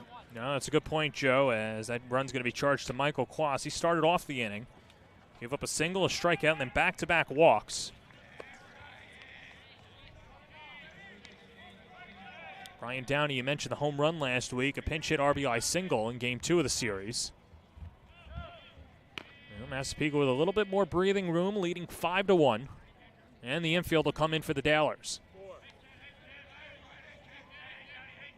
1-0 outside. 2-0. Cartagena holding on to that ball there, not allowing another run to score and not allowing the runner at second to advance to third there. So you've already given up some damage, unfortunate, in that spot, but you don't want to make this deficit any worse than it already is, going into the last 2 innings. Pitch. Dart on the outside corner. And a much-needed strike for Dunn. Yeah, kind of just got to shake it off at this point. With one out, with the bottom of the lineup as well, you really don't want to extend this inning any further. Needs a strikeout or a pop-out. Here's a 2-1. Well, it's lifted foul, first base side.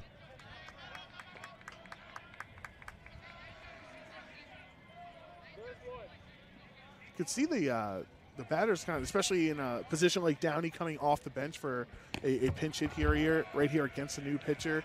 The pitcher kind of has a little bit of a delayed throw. It's like his foot lands before the arm throws through. Breaking ball popped up to short. Franco backpedaling, and he makes the catch for an adventurous out number 2. Adventurous is a good way to put it. We follow the ball. Maybe there's not a lot of wind today, but maybe the wind just moved it a slight bit back towards the center of the infield. So nice adjustment by Franco to stick with the ball and move his glove around in time to get the catch for the second out. Well, and Joe, it just shows how big the balk was because that eliminates the infield fly rule. That's a great point. We've really been going at him. Known to make one every now and then. Here's Caden Urker, 0 for 2 on the day with a hit by pitch and lines the first pitch foul down the third base line. Trying to give his head coach, Tom Sheedy, a haircut over there. Well, yeah, basically, as you're watching, you're watching this this at bat. As a batter, you always want to try to time your cadence, try to time your step with the pitcher. And by the pitcher stepping his foot down first before the arm comes through, it's actually kind of difficult to find your cadence as a hitter here. One pitch, breaking ball, popped foul. And so now Dunn, a pitch away from getting out of it and just surrendering the 1 run. And you can see those last 2 swings that he has taken, he has been behind on. He's trying to wait for the moment, but then the ball starts to zip up, starts to catch up with him. So this position or the pitching style is definitely something you got to adjust towards. No balls, 2 strikes, 2 outs. Runners on second and third. The pitch. It's a second. Tagliavia.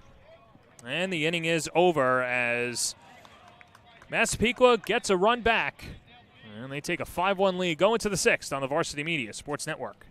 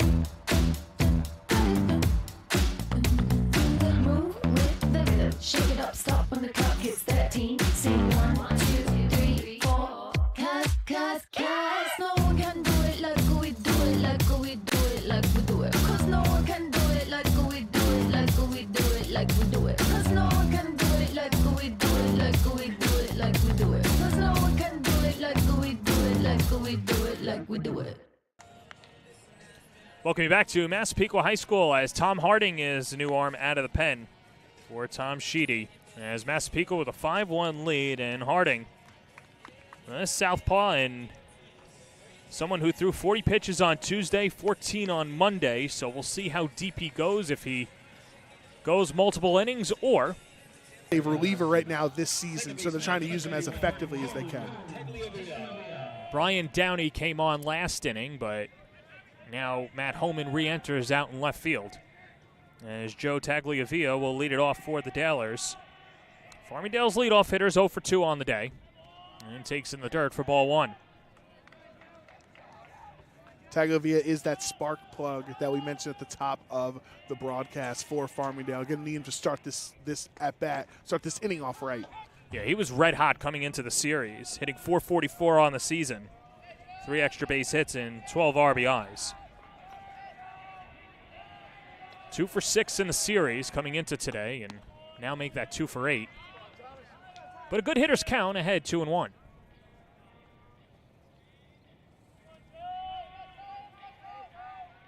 Harding delivers. A good rip at a fastball right back to the screen, and Tagliavia's body language says, I just missed that one. Yeah, it's been a lot of fastballs, and he looks like he's kind of sitting on the fastball there when you talk about that body language, feeling like he's anticipating the fastball to come down from Harding. 2-2. Breaking ball, hit on the ground the first. Gaffera flips it. And Tagliavia is retired for the first out.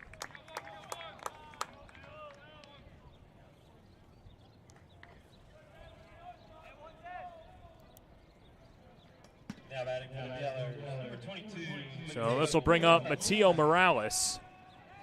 Morales came on for Michael Quas' spot. The starting designated hitter, then pitcher, and now out in left field. As Morales takes a first pitch strike, 0-1. Just like Otani, lefty too, all over the field. Yes, they all follow Otani. And 2 quick strikes on Morales. Harding's working quick, John. He's not really taking, that's why really smart call of Quas to just take a step out of the batter's box, saying, I don't want my whole at-bat to last 17 seconds. Here comes the 0-2 to Morales, the sophomore, taking just low. And the count 1-2. Good plate discipline. It looks like it was just a little bit low. Some of those pitches seem they've been called throughout the day, but not that one. 1-2 pitch. Through the 5-hole of Delanto. Count 2-2. And after stepping out, John, that's 2 straight balls, right? You got yourself behind 0-2 immediately in like 10 seconds. Take that time, take it, stop Harding's momentum, and now it's an even count. 2-2. Driven out to left field. That's going to chase back Homan. Back at the wall, and he makes the catch. Matt Homan stays with it and makes a catch. Just shy of the warning track for an emphatic out number 2. Homan with the speed and being able to recover as well. You see it starts running a little bit too close to center field, and the ball moves back towards the wall on the left. So being able to catch that at the top of his net shows that he's flexible, he's versatile, he's able to adjust on the fly. Angel Cartagena takes a fastball on the outside corner, 0-1. Cartagena, a solo home run in the first inning, and other than that, Farmingdale's only been able to scratch along 2 more hits. Total of 3 on the day. And Joe, one thing about this Farmingdale team, and 10-4-1 coming into this series, they've got a ton of sophomores and juniors and getting varsity experience for the first time, and still able to win 10 games. They'll finish above 500. And I know that this hasn't been the series that they had hoped for, but they still got the playoffs in front of them and a huge ceiling and a lot of talent in that dugout. Cartagena up the middle. Swinarski charges and slings it to first. Inning over. Tom Harding with a 1-2-3 inning as we go to the bottom of the 6th in the Varsity Media Sports Network.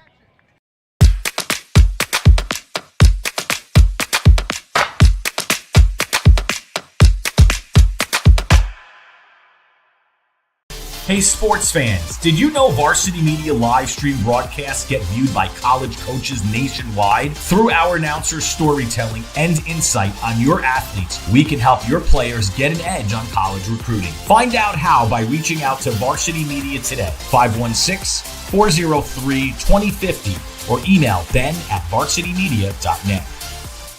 Did you just have the best athletic year of your life, and now you want to show it off to college coaches? Well, let Varsity Media help you. Varsity Media's college recruiting videos show off your unique skills to help you land a spot on the team of your dream school. We'll provide music, spot shadow effects, and a link to send to your next coach. Contact us today for more information. Don't rely on word of mouth or cold emails. Let Varsity Media help you take your game to the next level. Back here at Massapequa High School, Christian George, Paul Delanto, and Bobby Engelhart due up for the Chiefs. They lead it 5-1. Looking to sweep Farmingdale in this 3-game series and give themselves a 3-point advantage in the divisional standings. Massapequa, the 6-time defending county champions, looking for an unprecedented 7th county championship this year. They won the state title back in 2018 in the AA division. As we take a look at the standings, Joe, and pretty top-heavy. You've got Massapequa, Farmingdale, and Syosset all still in play for that top spot. Yeah, and you see the points-based system, so it's not just based off of the records. It's not just wins and losses, because some places don't have lights, so some games end with ties. That's why you see those 9-3-1, 9-5-1 ending on ties, because the sun went down there. So obviously you want to win, but any amount of points you can as we're starting to approach the point season, you want to get as many points as possible. Christian George will lead off the home half of the 6th inning, with Massapequa leading 5-1. The first pitch sits high, 1-0. John, I do want to piggyback on your point about the future for Farmingdale. Of course, they're still in this game. They're still in the postseason. And we're going to have Cartagena come out to the mound discussing with the pitcher. But that's one of the players I want to focus on. I want to focus on some of these other players, like, Jack Malloy, James Seber, Andrew Dillon as a 6'7" player coming back. Sure, you're going to lose some important seniors on the team like Tagliavia and whatnot, but and Pasolini, but the future does look bright, especially for that pitching staff in the coming years. Indubitably, and Farmingdale knew that they would have to get through Massapequa, and Frank Tassielli, who's been at the helm for a long time, 22 years. Yep. He said it's always Massapequa's in the way. He feels his team can compete with them. And hoping to get another opportunity against Massapequa as Christian George, a hit by pitch, a single to center, and a walk in 3 plate appearances today. Also came around to score in that 4-run second inning. Breaking ball bends on the outer half, and Jake Dunn evens the count at 2-2.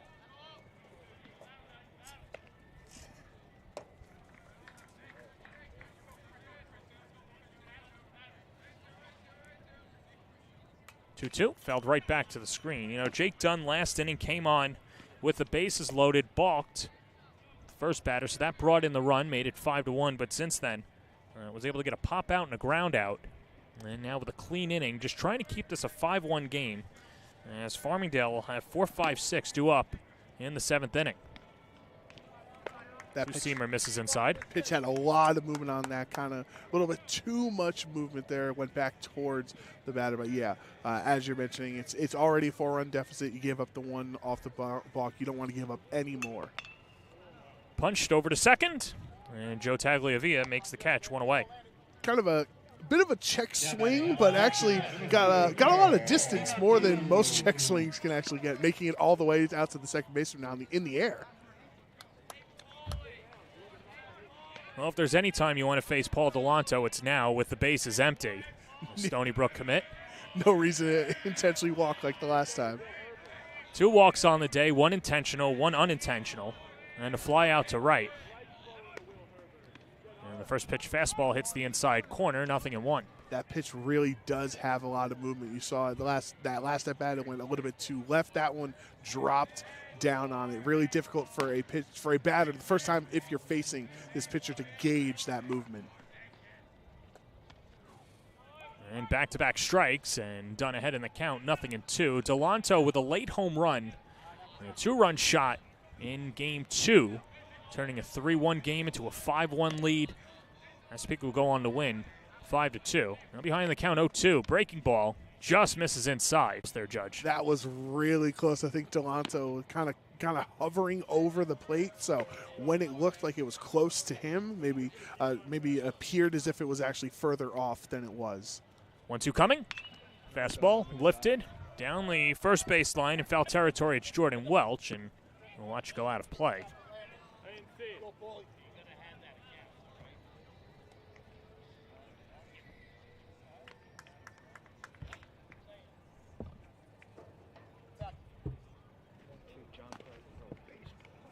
A lot of upside for Delanto and keeping his talents on Long Island, heading to Stony Brook, of course, after he graduates from Massapequa. 1-2 pitch. That's line foul down the right field line. Delanto and Sunarski will go from teammates to rivals. Yeah. Stony Brook, a rival of New Haven. Maybe not rival's a great word. A foe that they consistently face each season. It's all synonyms. 1-2.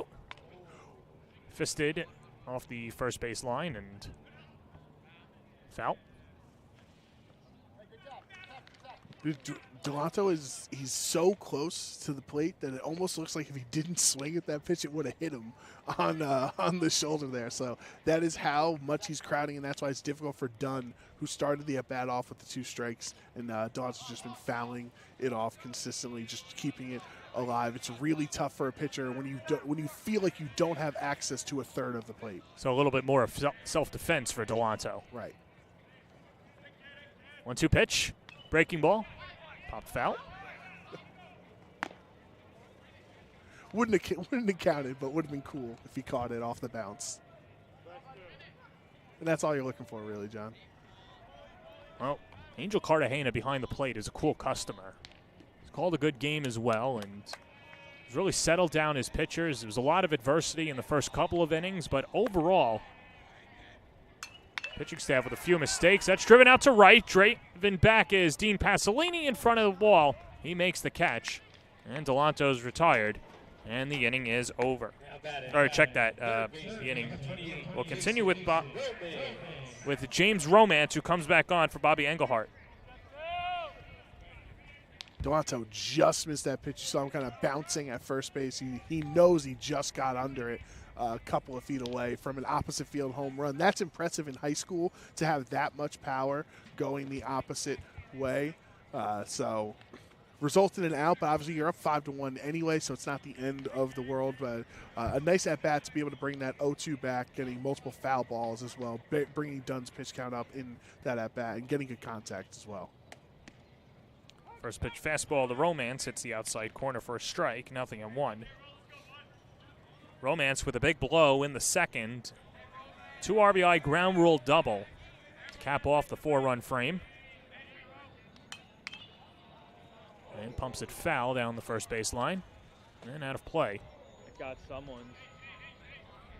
Hearing the crowd I don't know. gasp Sounded like a with the sound there might not be the greatest sound for whoever parked right next to the bench. Comes the 0-2. And out to right. Pasolini coming on, makes the catch in stride, and now the inning is over. Massapequa 3 outs away from sweeping Farmingdale, and we'll have it all coming up next on the Varsity Media Sports Network.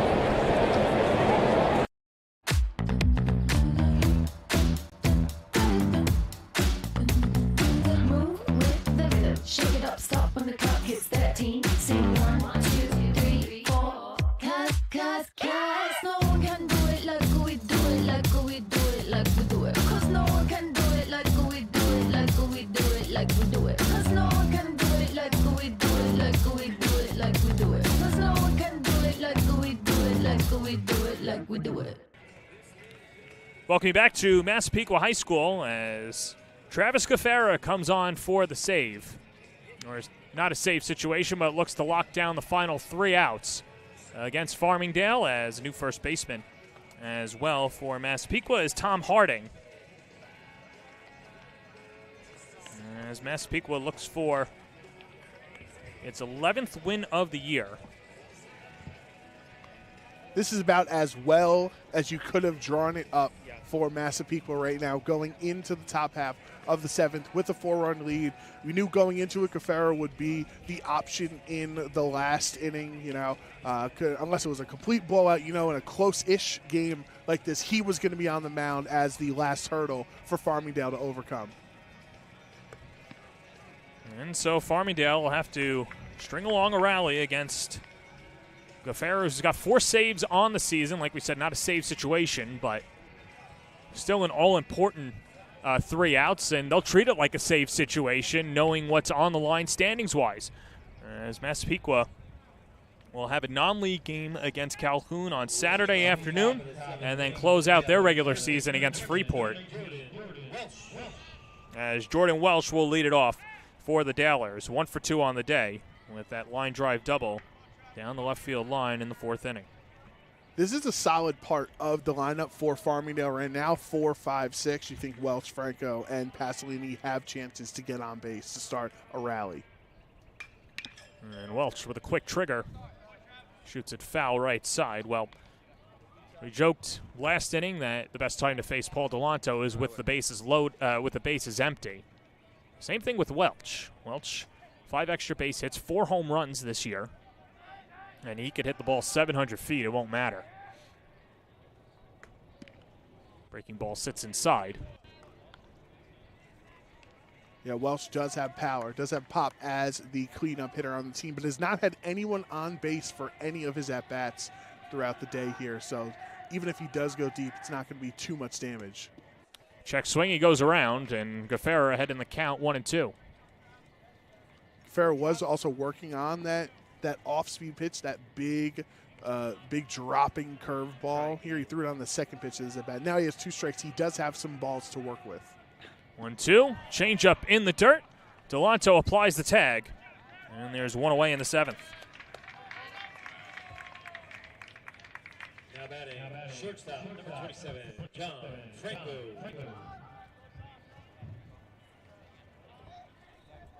So here's John Franco, 0 for 2 on the day with a ground out and a fly out.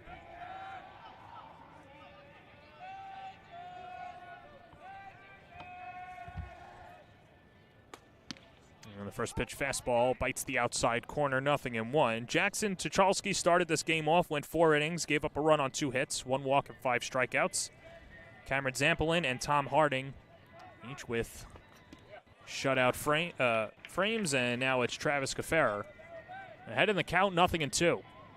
What has been nice for Massapequa here, John, is this whole game, it's been a collective effort. It's not like one player with 4 hits and everyone else just watching. Everybody's performing well. Usually first place teams don't rely on just one batter, and Massapequa has been the credo to that. Infield, outfield, straight away. Comes a 1-2. Skied in the air out to left field. Matt Homan settles underneath, can of corn, 2 away. A lot easier of a catch for Homan this time around than in the 6th inning with that great catch over his shoulder. Dean Pasolini, the last hope for Farmingdale. He's 1 for 2 on the day. Had an infield single in the 5th inning. Pasolini's also got a lot of action in the right field. If you notice, a lot of hits were to the opposite field, and he's been really strong defensively. Since that infield single, Massapequa's pitching staff, led by Zampolin and Harding, have retired 8 in a row. 9th would give them the victory. Wave and a miss. And the count 1-1.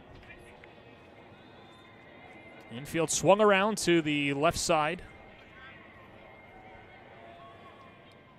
As Kefauver gets the sign. 1-1 coming. On the ground to short. This should do it. Swinarski rifles to first, and the ball game is over. Massapequa sweeps Farmingdale as they win Game 3 5-1. They extend their first place lead in the division as James Romance with the big blow. A 2 RBI ground rule double in a 4-run 2nd inning as Massapequa picks up the 5-1 victory. What a win from Massapequa today. A collective effort, as we were talking about.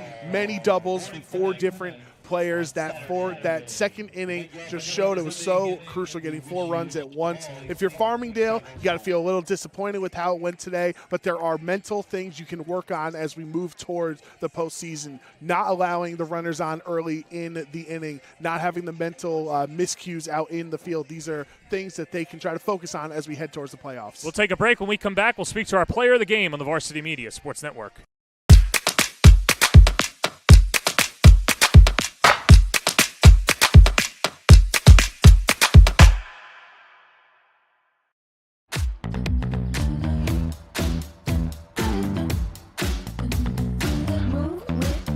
Shake it up, stop when the clock hits 13. Sing 1, 2, 3, 4.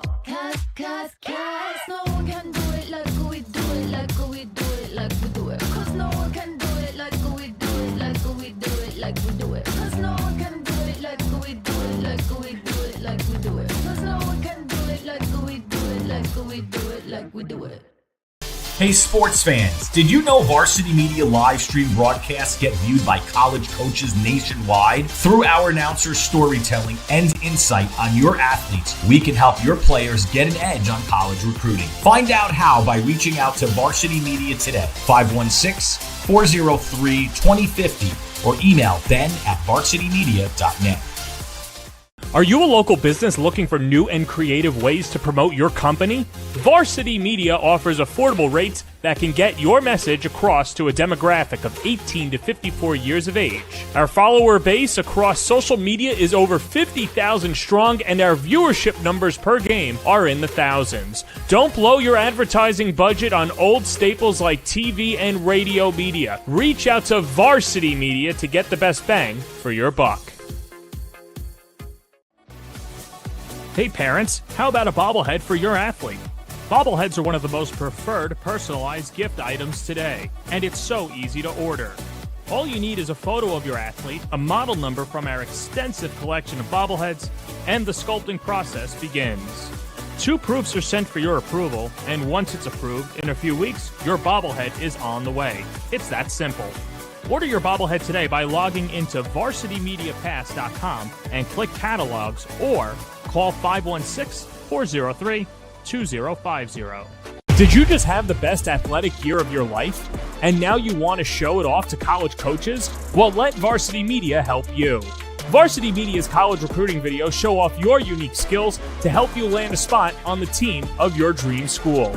We'll provide music, spot shadow effects, and a link to send to your next coach. Contact us today for more information. Don't rely on word of mouth or cold emails. Let Varsity Media help you take your game to the next level.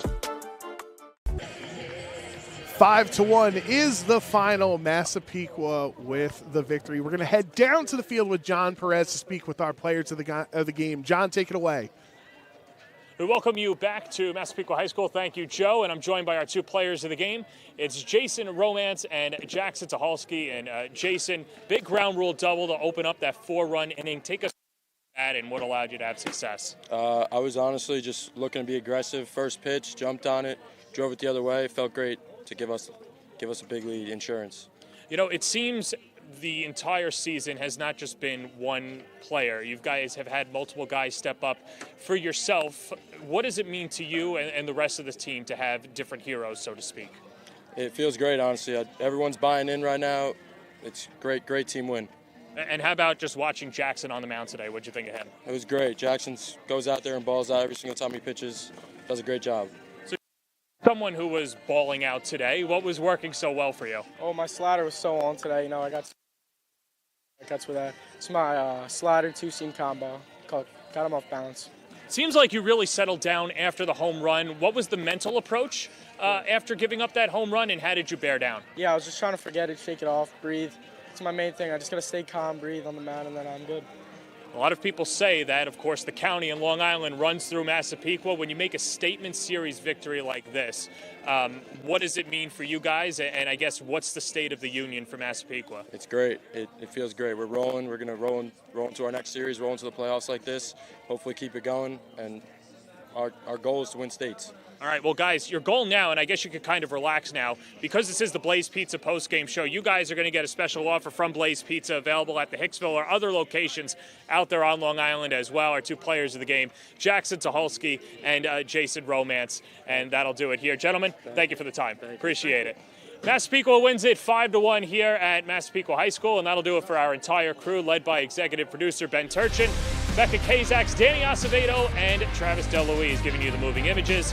Chris Sweeney's the technical director, and for my partner, the judge, Joe Brown, this is John Perez saying so long from Massapequa High School. This has been a presentation of Nassau County Baseball on your home for New York High School sports, Varsity Media, Sports Network.